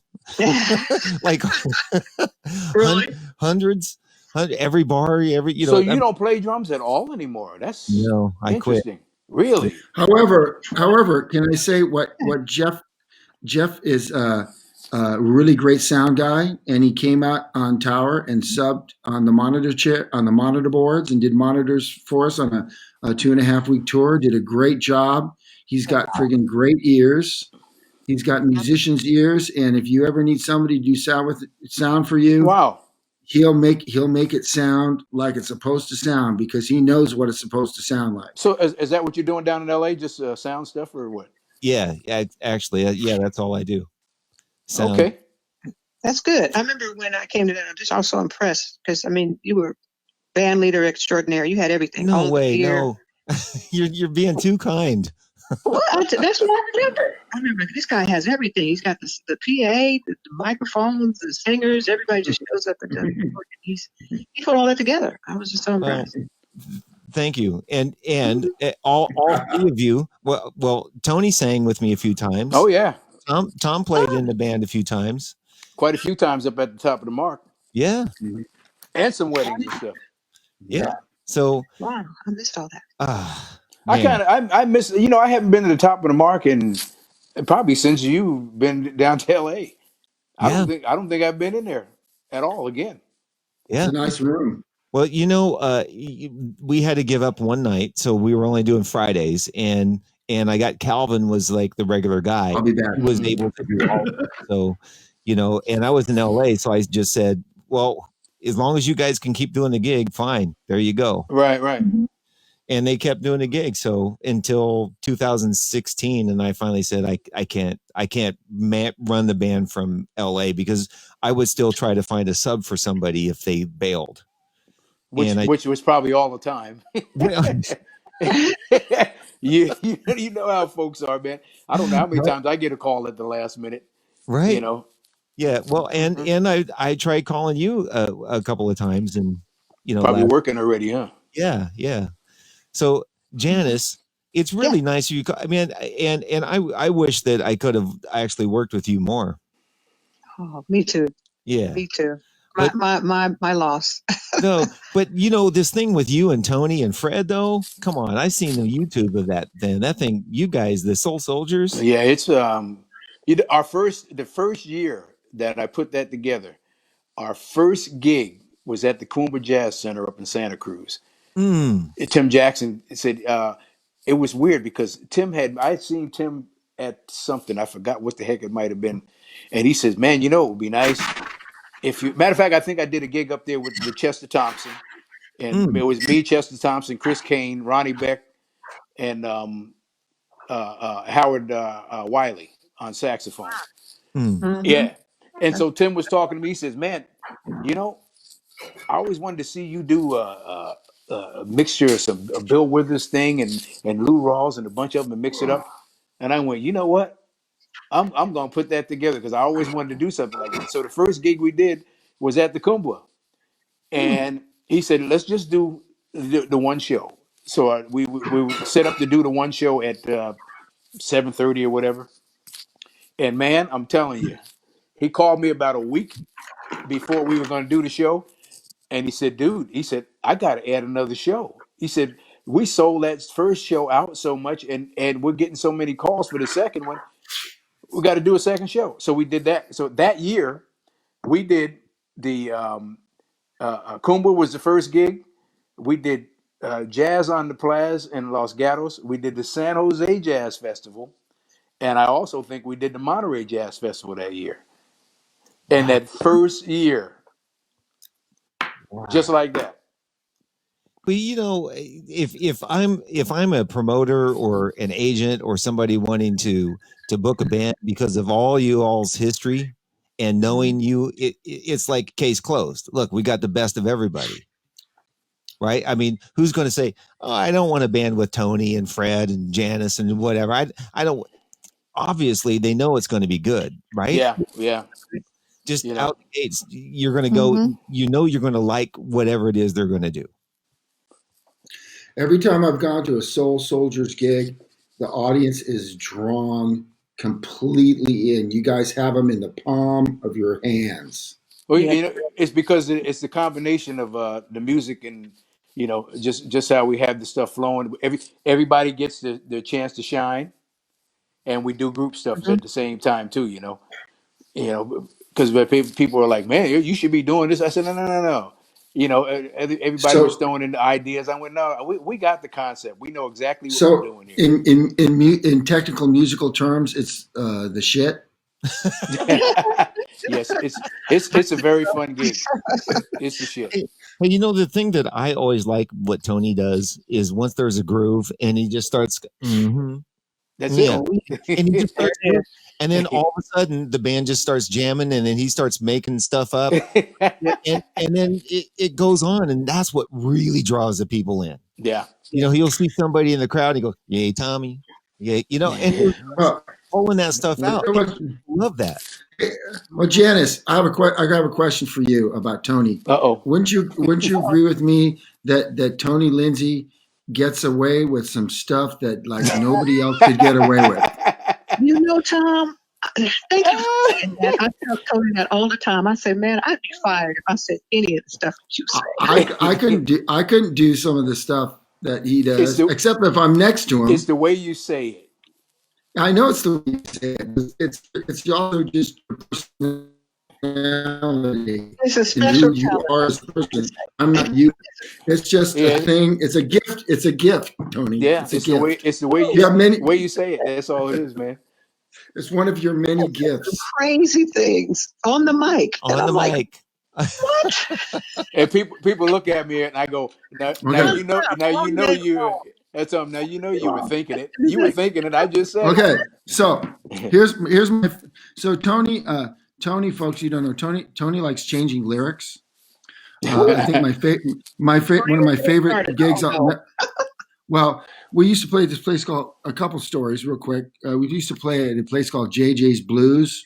We played in a pack night, and Tony sang the whole menu. But my favorite part is how he sings the chorus of Just the Two of Us. Two of us. Just the two of us making castles in the sky. Just the three of us, you and me and a friend. just the six of us. We can make it if we try.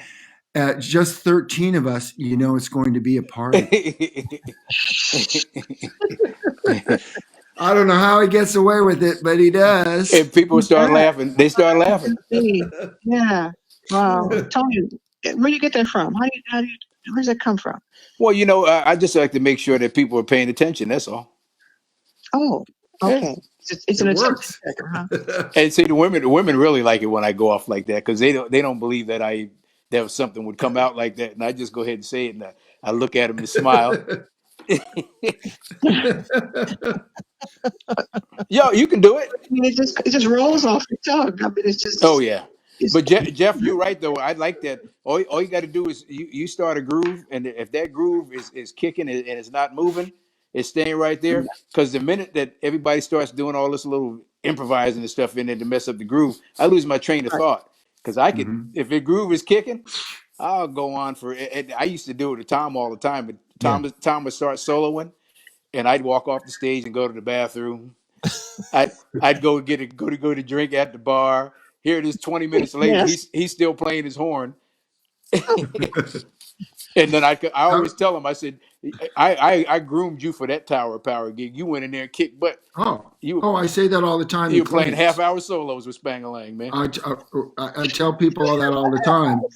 And here's the funniest thing is Jim DiBenedetto, who owned this club, we worked the longest, probably as long as any club, #1 Broadway in Los Gatos. You know what? I never knew that was his last name. Jim DiBenedetto, yes. Jim said, "Man, I love you guys. You're the only band I know that'll do an hour and 10, an hour and 15-minute set and play 5 songs, and then take a 35-minute break." And then take a 35-minute break.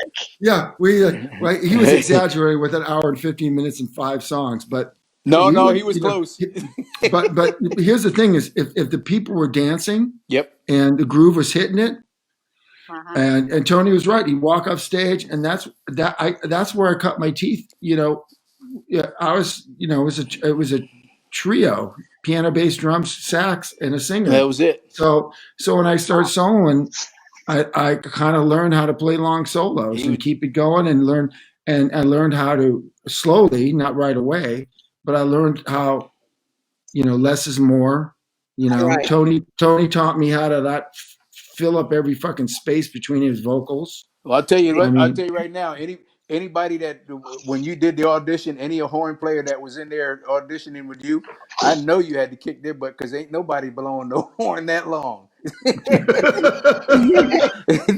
You the only one I know. I'd go to the bathroom, go outside talking to people, go get a drink. 20 minutes later, I'd come back, Tom's still blowing. But you know why I could do that? I could do that because whether it was Myron or David Jones or Peter Boris or David Tucker, and then John R. or like Frank Martin, occasionally Peter Boris, or sometimes Janice Maxie Reed later on. Yeah, when she would. I know everybody was present and participating and going for it. Yeah. So when I played a solo, I think one of my favorite stories with John R. Burr was when you called Brick House, and John R. Do you remember this? So Dennis, you'll like this. I go, and John R. goes, and no, we're going to do Brick House, man. And John R. goes, and how John R.'s humor is. He didn't want to play it. And I could see that, and John R. hung his head. He's like, I don't want to play Brick House. And I looked at John R. Burr, and I said, this is your opportunity to play Brick House like nobody has ever played Brick House before. There you go. That's good. So check this out. bump, dunk, dunk, dunk, dunk, dunk, dunk, dunk, dunk, dunk, dunk, dunk, dunk, right? She's a brick, duke, ba ba house, ba ba. These big wide McCoy Tyner chords. So think about it. She's a brick, duke, ga ga house, and the last voicing was this really thick, fat voicing, but it worked. Yes, it does. It fucking worked. Excuse my French. French don't speak like that. And then check it out. So we get into the solo section where I go forever, and I just look over to John R. and I go, "Give me some changes." I just said to that. I just shout out, "Give me some changes," because I don't want to vamp on the one chord.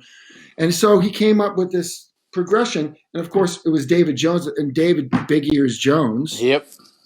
You just start. You hit. I mean, that is a guy who's never had any musical training and is an incredible musician, and he just is like a natural, man. He just hears it as soon as you play it. He hears it and he plays it. It's a trip. You know, Myron does that too. Actually, Myron too, both of them. So I mean, that was like an amazing night that I will never forget in my life. I mean, that night was magical. That tune was magical. Hey, I'm gonna tell you. Tony left for 10 minutes. Oh yeah, but I'm gonna tell you something. You know, there's a lot of cats that you call that song and they go, "Oh man, I don't want to play that." Man, I tell people, right. You know what? As soon as you play that song, watch the dance floor. It's gonna be packed, and that's what counts. Yeah, ain't nobody sitting down on that song. Yeah, and the other thing I said to John R. before I said you can make it what you want, I said, look it, man, it's got a great freaking groove. I mean, the groove of, the way we play the groove, the way that rhythm section played the groove, it was funky. Well, we turned a lot of stuff around. Even when we did Let's Stay Together by Al Green. We had our own Spangalang arrangement to that song. And it was John R. John R. was the one that, the special arrangement with that song, special arrangement with What's Going On, Marvin Gaye. Is just but that came up just the way it happened. It happened organically, though. We didn't rehearse that. No. It happened from playing all night after night after night, and he just started doing it because that's who he is. So it all got something. I don't mind playing it as long as it's got the right groove, and that's what makes it so much fun playing with Tony. Tony's not one of those people that, Am I still on? Yes. Oh yeah. Okay. Tony allows the groove to happen, and he wants that groove that he can sing over. Exactly. He's not worried about it being exact, which I have a problem with. I don't mind playing arrangements, but when it's organic, like you say, good stuff happens. Good stuff happens, and Tony allows that to happen, which makes it a lot of fun to play. How long have we been doing this, Tony? Oh my God, a long time. And you know what? I can't wait till we're doing it again because man, this has been too long already. This is crazy. Oh yeah, this sucks. Yeah, this is crazy. I mean, the right players. It's got to be the right players with the right attitude. Well, one thing that we can kind of relax about. Hey, people need music, man. I'm telling you right now. They are not going to be going without music. It's not going to happen. So we'll be back in there. And one thing that I'm really glad that I've been doing all these years is just the different configurations of bands that I put together and do stuff with. Yes. If they need a 10-piece band, I can put that together. They need a 5-piece band, I can do that. They need a trio, I can do that. They need a duo, I can do that. So it's like. Sounds like you, Jeff. Hey? Yeah, but the difference is Tony's good. I try. Tony can stand up there and sing and carry anything. Yeah, he really can. I appreciate that, man. I just have fun with it, Janice and Tom know, if we ain't having no fun, then that feel like we're pulling a 500-pound bricks up the hill, man. And we've all been there. Yeah. And that's no fun at all because it makes a long night when it's like that. Right. Yeah. Right. Come in and get people laughing and stuff and have a good time, man. So I just thinking about Bay Area history.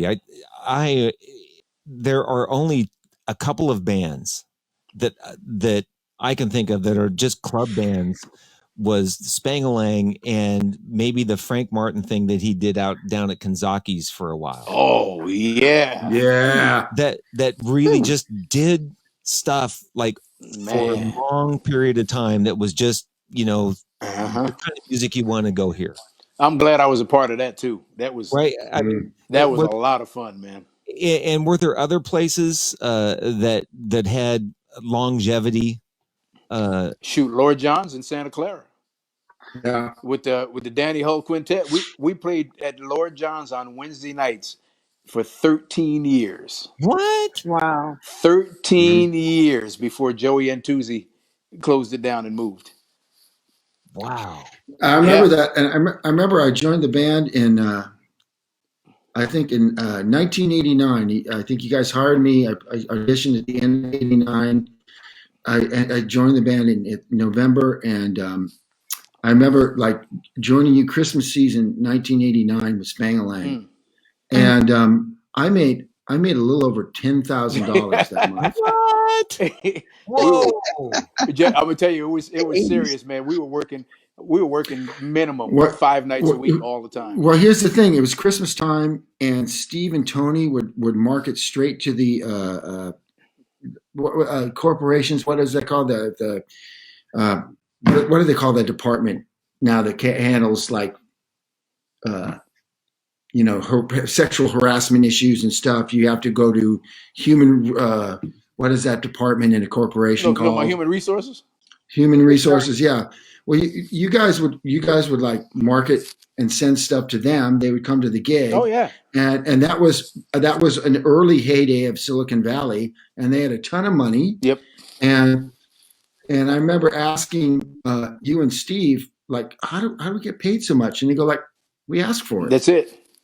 We ask for it. We say, this is what it costs. There's 5 guys.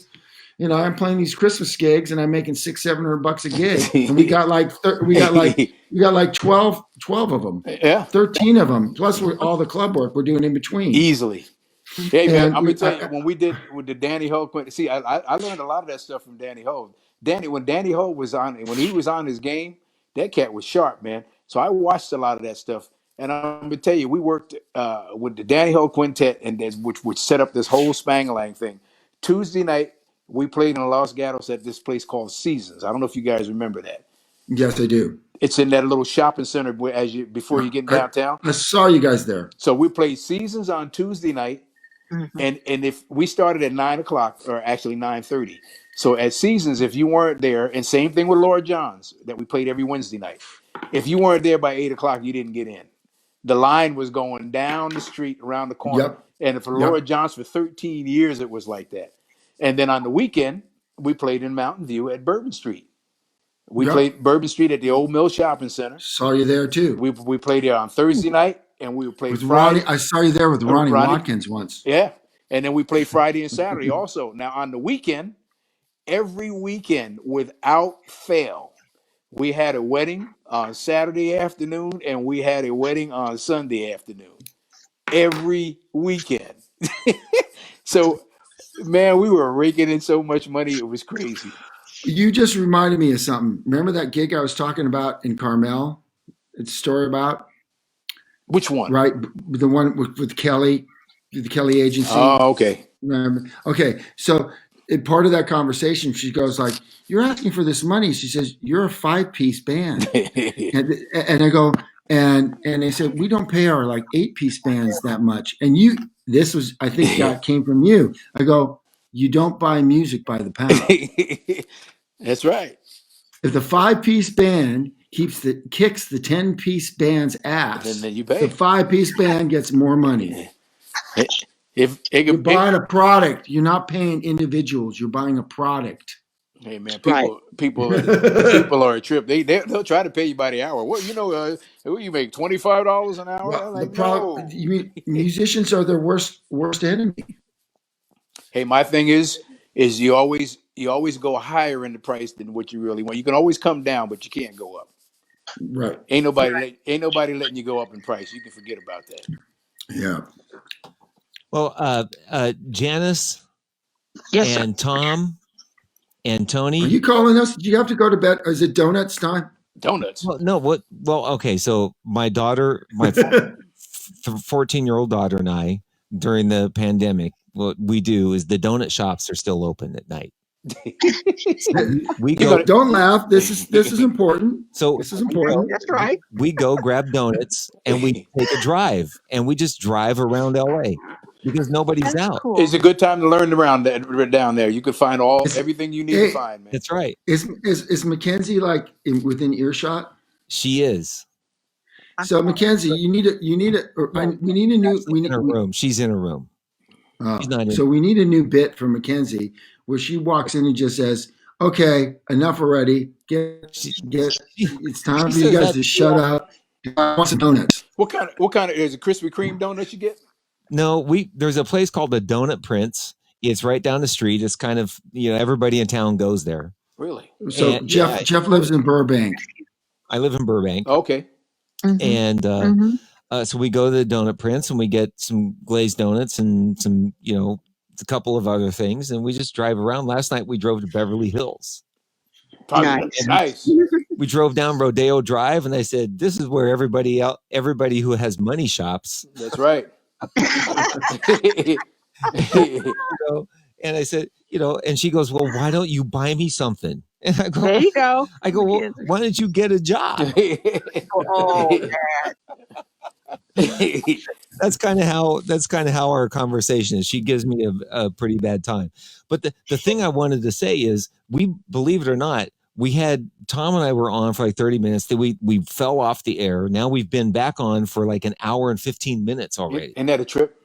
Right? Wow. Okay. Yeah. And I just want to, I'm okay with keep talking. There's people still been tuning in. Hey. Yeah. I ain't going nowhere. I don't care if nobody's watching. I just like talking to the three of you. It's been really fun. So Jeff and I have been doing this now. Isn't this our fourth week or a third week? I think it's a fourth.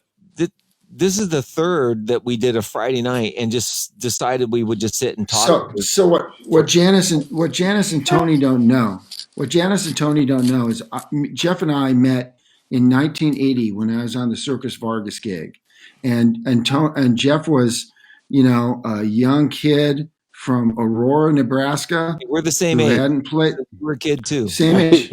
Okay. We were the same. Yes, we are the same age. But Jeff had not, I'd come out of music school and stuff, and Jeff had just been playing locally, and he came down and jumped into the circus gig with all these different kind of grooves and polkas and marches and stuff. And John Worley, and you did Crash and Burn the first gig, but John Worley got it. Anyway, Jeff stepped up and within 2 weeks had improved. Like from the first gig to 2 weeks later, it was like, and plus we're in the middle of nowhere. Where are we going to get another drummer? Let's make this guy work. And he turned out to be the greatest guy. Me and him have been best friends ever since that. We've roomed together on the cruise ship. And when he moved out to California, he lived. See, these two,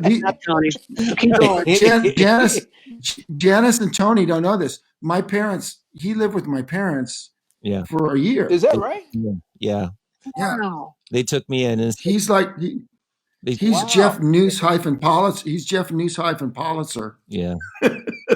Yeah. So he knows my parents. He knows my parents intimately. Yeah. That's yeah. beautiful. I lived there with his parents, and none of the boys were there. So it was just, that in Palo Alto? Yeah, on Stanford campus. Okay. Yeah, I've been to the house several times. Yeah, it was really cool. They were like my second family, and I would not have made it without them. They were great. Beautiful. But I do have to tell the story. I didn't only crash and burn on that first show. That the whole band was standing in a circle talking, and I started walking towards the circle, and the bass player came over to me and held out his hand and said, "Don't go over there." Really? I said, "Why?" He said, "Because they can't decide whether they want to have you do the next show or not." You're kidding. I'm not. No. I'm not kidding. So, but you guys know. Tell them about John Worley, because they know John Worley. So then John Worley takes me and he goes, "Come on, go grab your book of music. And we went through, and the thing is, and I've told this story with Tom, is that when you've played a march, I played marches in high school, so I knew what a march was like, and I could read 5-stroke rolls and stuff, but I couldn't read it like it was played on the circus, sight reading, the march charts, so I'm kind of cool with that. That's what I'm expecting. The band leader goes 1, 2, 2, 2, and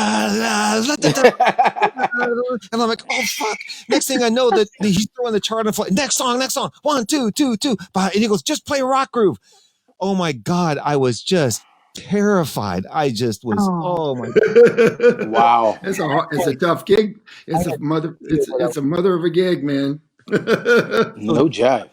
John took me, and we took the book of music. We sat out. We went. He played the part, and I read through the music.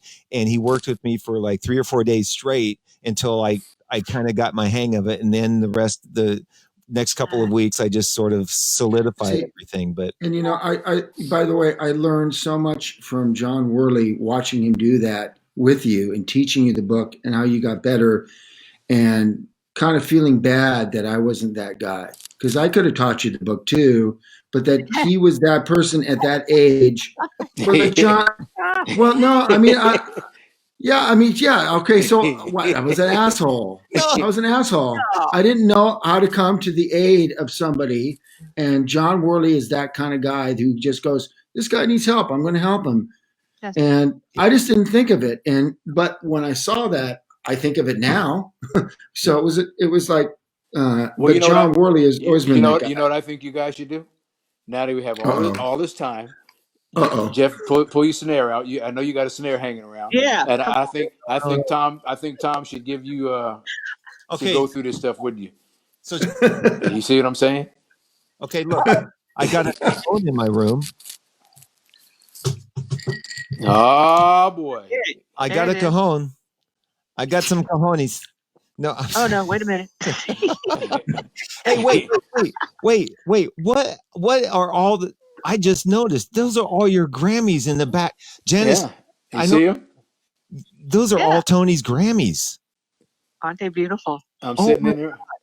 How many you got? 11. Matter of fact, let's see if you can get a. Out of that. Yeah. No, that's the other side of the room, huh? There you go. Hey man, how much did you have to pay to have that guy make those for you? Yeah, I got we got the Grammys here. Got the American Music Award there. We got down here. There's a California Award thing, and we got Latin Grammys here. Man, sweet. Yeah, Maria Moldar over there in the corner. A picture with her, and Hey man, I have the key to the city of Barstow. Look at that. But go, Tony. Let me ask you. Nobody got that. We got it. It's true. It's true. I do. I was given the key to the city of Barstow by the mayor of Barstow. No jive. Well, that's What you gonna do with it? I don't know. Open up some fences. I don't know. A coffee shop. Hey, Fred would join you. Fred would join you out there. Ooh. In Barstow? Actually, we should take him there and drop him off, huh? By the way, just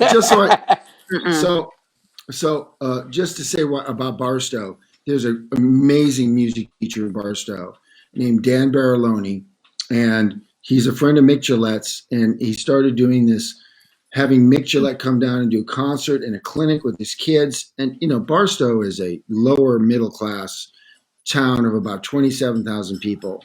And to have such a great music teacher and a great music program in the middle of the Mojave Desert. And then Mick invited me to come down. And then I've been a part of this for almost 10 years. Wow. And it got canceled this year. Yeah. And it's been a highlight, something I've looked so forward to every year going on. Which Tom sound like a robot. He did. Tom, your mic go crazy for a minute. Sorry. Anyway, just I look forward to going to Barstow, and because I know the people there and the kids. A couple of weeks ago, when Tom and I first did this thing on Friday night when we were hanging out, one of the students called up and asked him some questions for Barco. That was nice. Yeah, that was. They all know him and they love him. My dog is trying to get You're my my attention. hero, Tom. You know that, right? I love you too, man. Yeah, But hey, me and Janice had a date about a year ago. That was a nice date. Oh, you gonna tell that? Oh no! What? Well, come on now. Wait. Go ahead, Tom. Go ahead. So Larry Braggs is playing at Yoshi's, and I go down there and I buy a ticket to go and support him, and he doesn't know I'm coming, and lo and behold, there's Janice Maxie Reed, and she bought a ticket too. So we had a nice little date sitting together, listening to Larry Braggs, and that was a nice gig. They sounded good. Nice. Yeah. What band was that? You made a. What band? No. It wasn't Larry Braggs' band, or who was it? It was right. It was like it was just a put together band that was doing a couple gigs. Like there was that sax player, that big tall brother from Texas, right? And he had a couple albums out. Tom, and then can you hear me? And then the short white dude playing guitar, Italian dude. Yeah. Do you remember that? And then the bass player was from Texas, and I forget where the drummer was from. Do you remember? Can you hear me? Yes. Okay. Yeah, she said that it was Braxton, was it? Tom Braxton out of Texas. Yeah. Mm-hmm. Yeah. It was good. Right. So tall guy with a hat. Yeah. Cowboy hat? No, little stingy. Okay. No. Tony, I wanted to ask you what it felt like when you won your first Grammy. Man, it was that was really good because that was the Grammy that we had won 8 of those on that one. And you remember when Jennifer Lopez wore that outfit where you could kind of see her breast a little bit. That green thing. Yeah, the green. Yeah, the green one. So that was the Grammy, and I'm sitting in the row that I was sitting in. I'm sitting next to Whitney Houston, Bobby Brown on one side, Christina Aguilera, and a whole bunch of. I mean, right here because we were like in the second row back from the front because they kept calling us up to get the Grammys. And I'm gonna tell you, it's one thing that I definitely learned about that.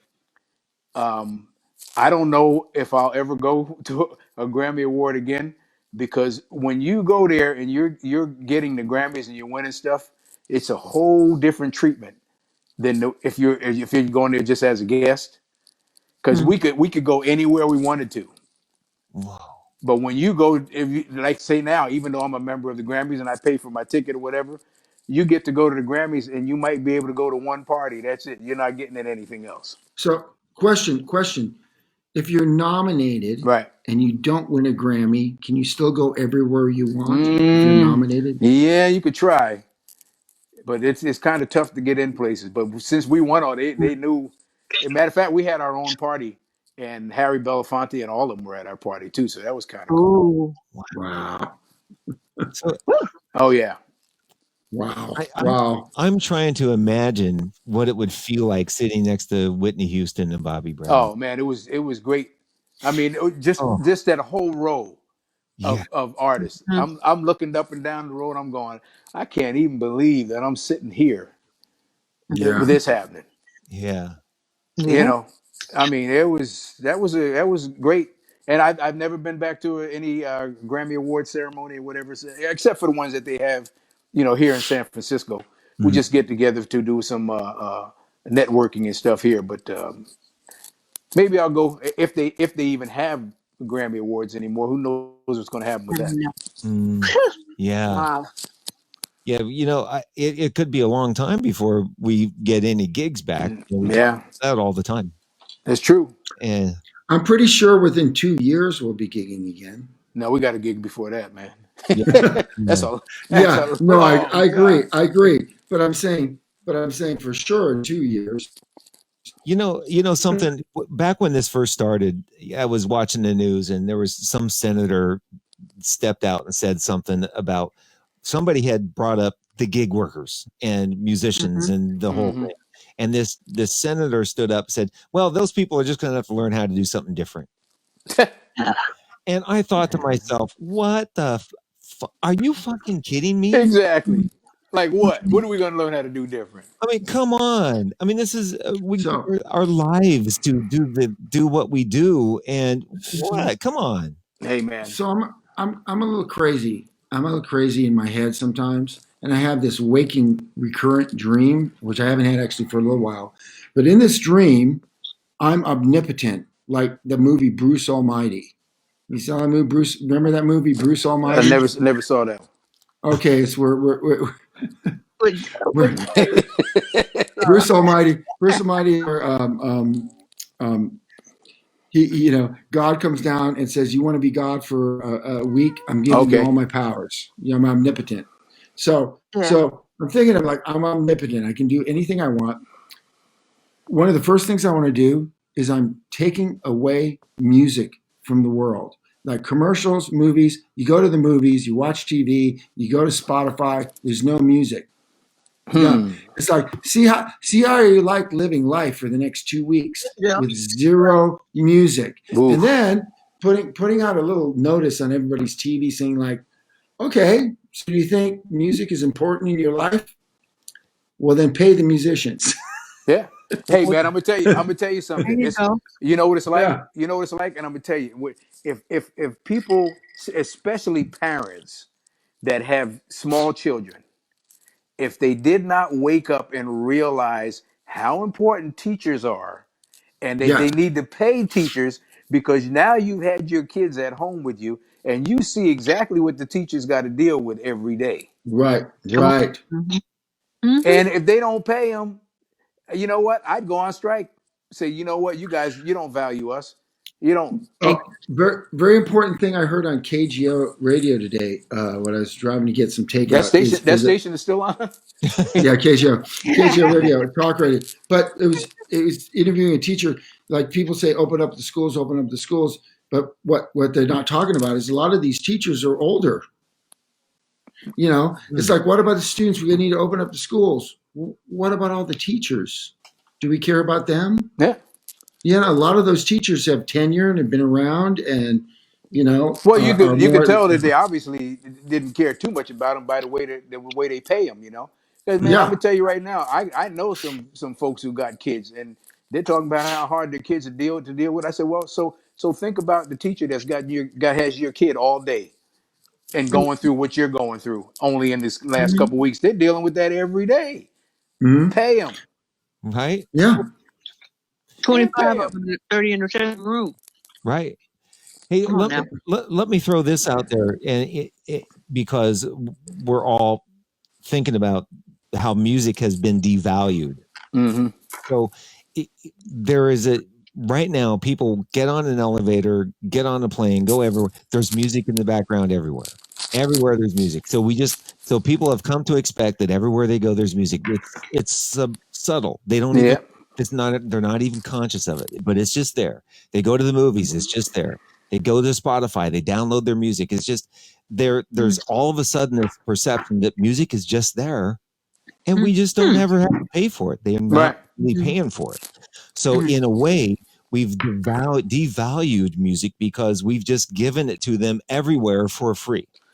Well, you know what? You know what I'm saying, though, right? Unfortunately, Napster and Spotify are guilty of that. I mean, come on, man. They're taking our music, and people, they don't realize how much it costs for us to do one song. How many thousands of dollars we spend on one song, and you want to pay us 1 cent?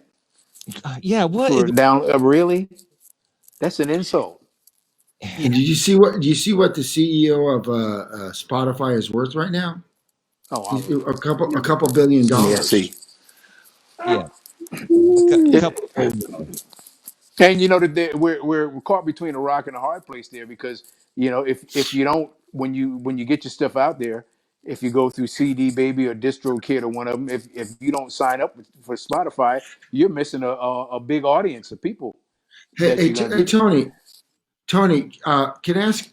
you don't have to share this because this is a little personal question. Uh-oh. But I've seen you. Well, no, well, it's personal. No, it's about your new CD. It's been climbing the charts. Yes. It's been doing really well, and you don't have to say how much you've been getting paid, but let's just say how your CD's been doing compared to what your average income. What is the percentage of your income that CD going up the charts is paying you? What percentage are you getting? Well, it's definitely not as good as it should be because see, being an independent artist, you got your major record labels who pay all this money for these radio stations like KBLX and all of them like that. They pay them a lot of money to play their artists and get them in regular rotation. So now with us independent artists, I'm getting a ton of airplay. I'm getting like the single that's out right now. It's Yeah, called you're getting a it's ton of called it's airplay. called So in Love. Yeah, I've heard it. It's been a number 2 on the independent Nice. artist charts for the last 3 weeks. Only one that's been blocking me is Lettucey. Thank you, Janice, for teaching her. I'm sorry. Here's the song. Here's the song. See, you should have been my student. Let's hear it. Through the fog, it's hard to see. Yeah. Trusted fate, it guided me. Never feeling satisfied. Who's playing? Holding on to faith in pride. Ah, Miracles we don't expect can bring a life of happiness. I look away, then back around. My soul at ease, what I found. I caught a magical surprise, a magnetism in her eyes. Both of us knew it right away. We never ever felt this way. You were a dream I always knew, forever to come true. Now we're standing face to face. Believe me when I say I am so in love with you. Every moment with you is pure ecstasy. You bring out the best in me. Forever I'm in love with you. Yeah. God dang, that is such a great song. You like that? It's so. It sounds to me very. And of course, I know you love Stevie Wonder. I hear a lot of Stevie Wonder influence. Well, in you that know song. who I co-wrote that with? Randy Amata. Randy's a monster. Yeah, he's down there where Jeff is at. Matter of fact, he's right in North Hollywood, right by you, Jeff. Yeah. Huh. Oh yeah. Yeah, that tune is But that's ridiculous. now. If I'm hoping that this one is going to hit number 1, and now if it does, that'll be the 3rd number 1 single that I had off this record. Man, Wow. And I've had 4 of them. 4 of them. I released 4 tunes. 3 of them, all 4 got in the top 10. One got to number 9 and stayed there for like 3 weeks. But I got these. If this one goes number 1, that'll be my 3rd number 1 single from the CD. And I hope they're paying you. Well, the thing is what I was going to say too. Like, you get Sound Exchange, which is supposed to be monitoring radio play, and that's where you get the artists get paid from. Besides the sales that you get, like I'm with CD Baby, so I get sales from CDs there, and they do digital downloads. But with Sound Exchange, I'm getting like over 3,000 spins a week on these songs, and Sound Exchange, they're not keeping track of it. I signed up Oh, with them, geez. and I had to call Oh them. my God. Yeah, I had to call them because I was like, dude, where's my money? Oh, well, we don't monitor those internet radio stations. Oh. Yeah, exactly. Mm. Well, Is that Man, jive? I sure miss listening to you sing, man. You're just like you're one of my best friends, but just listening to your excuse my French, your voice, That man. ain't no French. Man, your voice, man. Your voice is just yeah. Hey, man. Hey, I appreciate that. One of a kind. One of a kind. you know what it sounds Man. like to me? What I was thinking is like I recognize your voice, and I co-sign with Tom about how you sing. but it sort of reminded me a little bit of something you would hear Al Jarreau sing. You know, Either him or Jeffrey Osborne.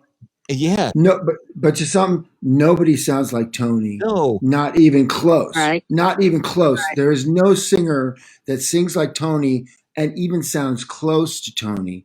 Tony's voice Tony? is so unique and iconic.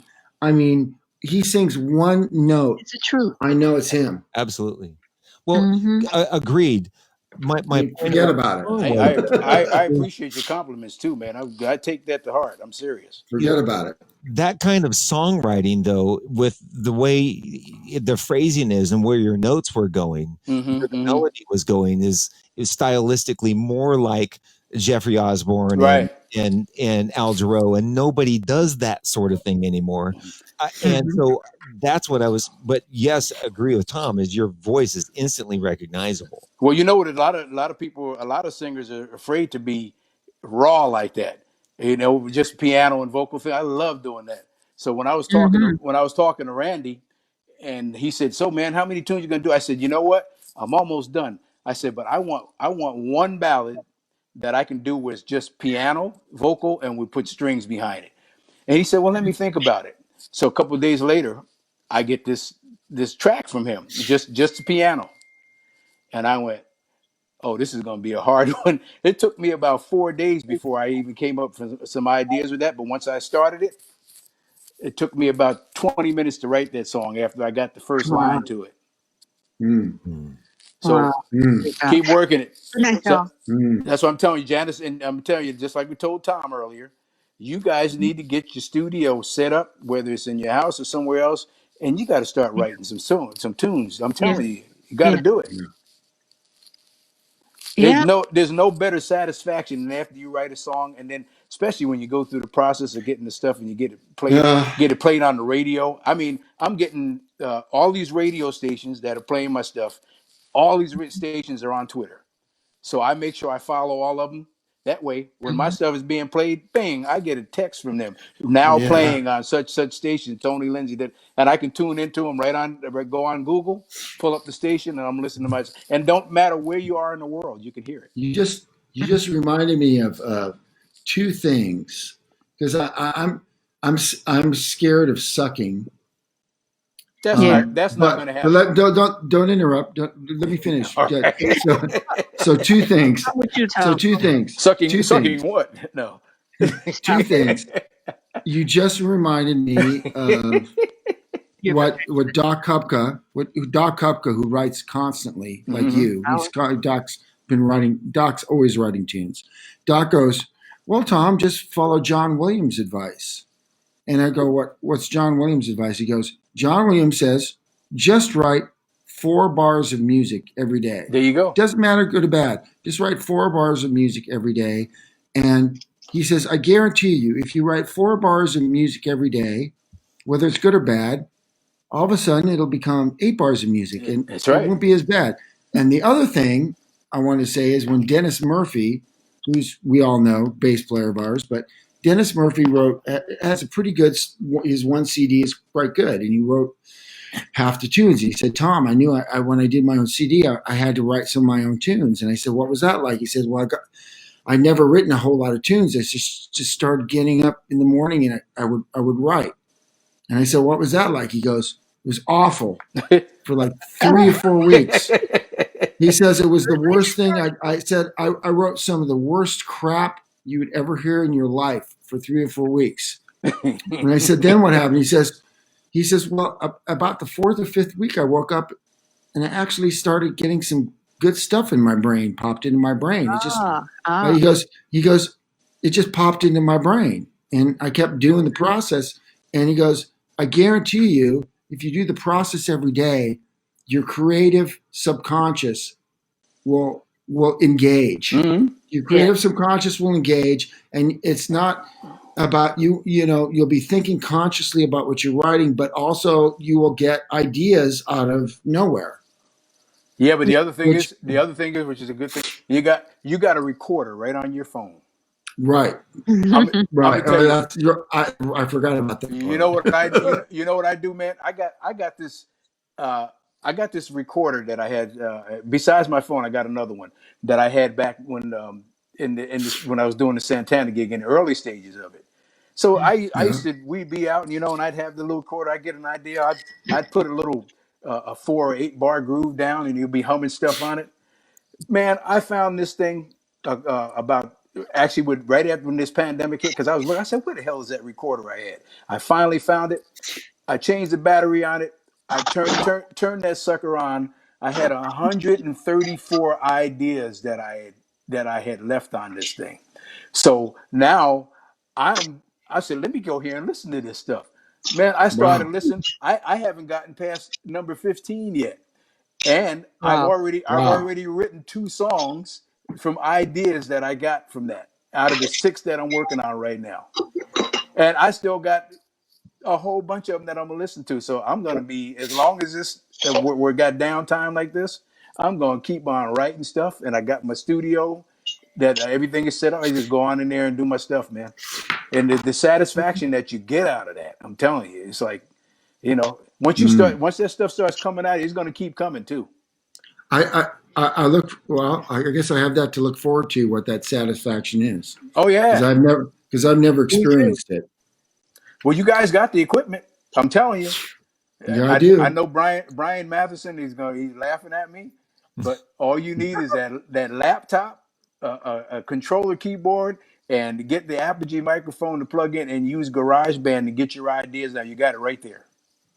Yeah, that's for yeah. And just so you know, Apogee is a USB mic. Yeah.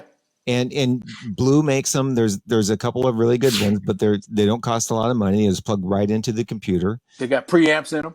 Yeah, and they sound great. Yeah, yeah. I've done so much stuff on those. The vocals that I record, some of the tunes that are on my record, I recorded the vocals right here in my dining room with that little Apogee microphone sitting on the dining room table. Oh man. So hey, so everybody, look, it's we're at 1 hour and 45 minutes. Cool. Time to clock out. Time to clock out. It is. I have to go do my donut run, but this is what I want to say.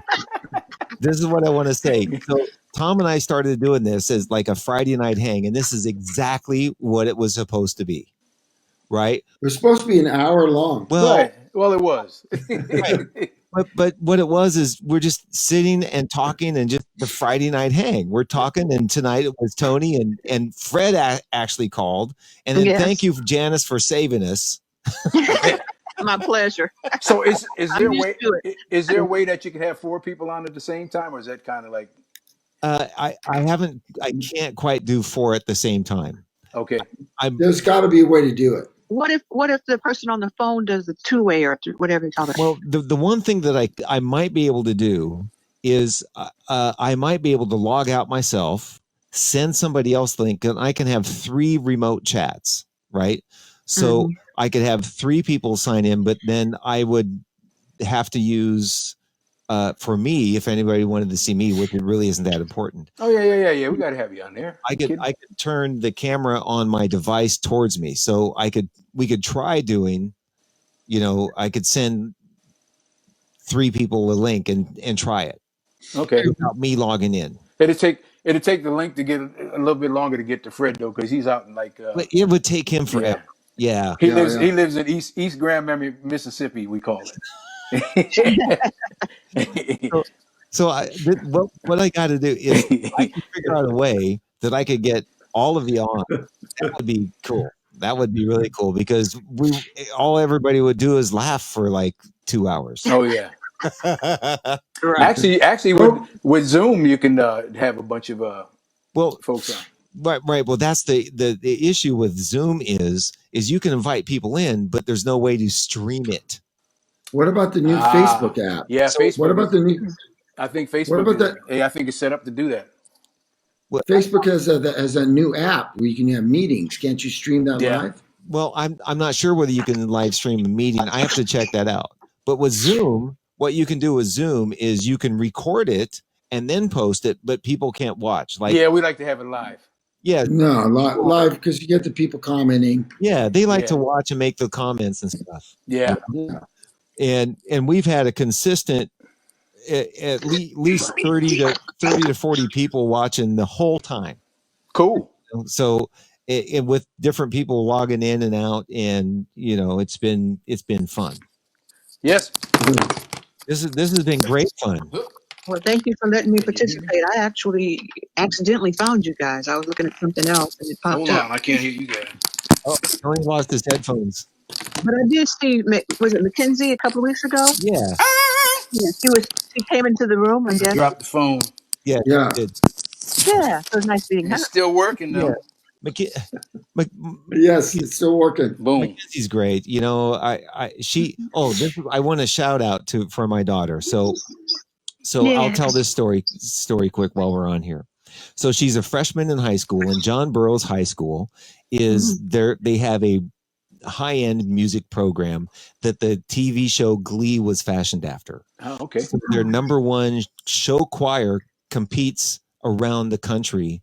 Wow. It's a competition choir, and they win all over the place. So she enters as a freshman, and the other day I got a text from the choir director saying, we're dropping off an award tomorrow. And I go to Mackenzie, you're getting an award from the choir. Right? So they've got like 5 or 6 choirs, and all the freshmen come in, and they all, kind of go in there. And this whole like 6-8 cars pull up, and the entire vocal music department staff jumps out and starts, wow, Mackenzie, woohoo! And they give her an award, and the plaque says Rookie of the Year. Wow. And what they have to do is sing and dance. And the cards said, you were a pleasure, you worked hard, you were the most improved, you were this, and you stood out, all these sort of things. And for my daughter being shy, because there are other girls that are popular, right? So she thinks that, people don't really recognize me, but it so validated her that she was actually being seen for what she could do. There you go. And nice. And that's all we talked about on our drive. We just drive and talked about how cool it was that so they have to sing and they have to dance, and how much she loves. We talk about this all the time as musicians when we do gigs. Sometimes the gig is cool, but the hang is what's really the best. Oh yeah. Right. So she was telling me what she started to enjoy about the week of rehearsals leading up to the shows they do, because they do these massive shows with costume changes and, set changes and all this stuff. It's like Broadway. She enjoyed those shows because of all the time they got to sit and hang out and talk to each other. So as a freshman, that just happened, and I just have to give a shout out. Good for her. Yeah. Make sure she gets an extra donut tonight. Well,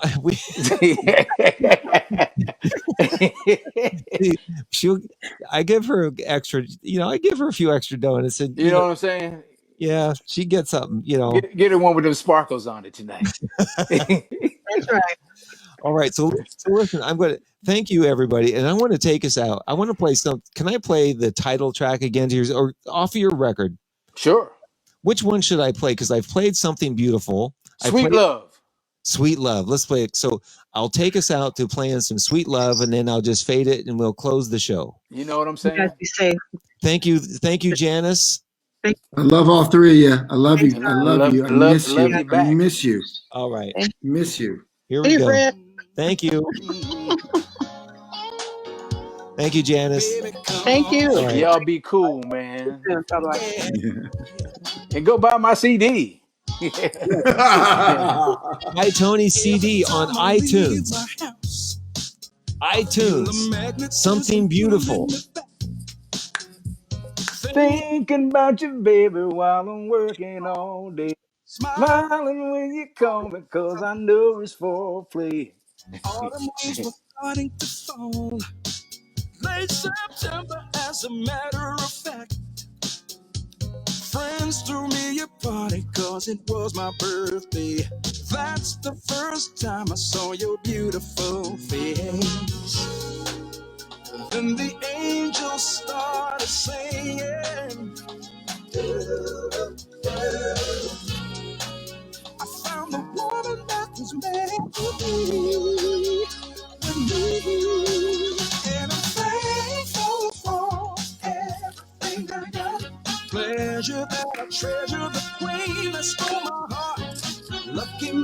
Finally, heaven's angels bless me with a sweet longing. And I'm so grateful, foolish to be living in a dream that I pray will never stop. Having you offer me Right every on, right on.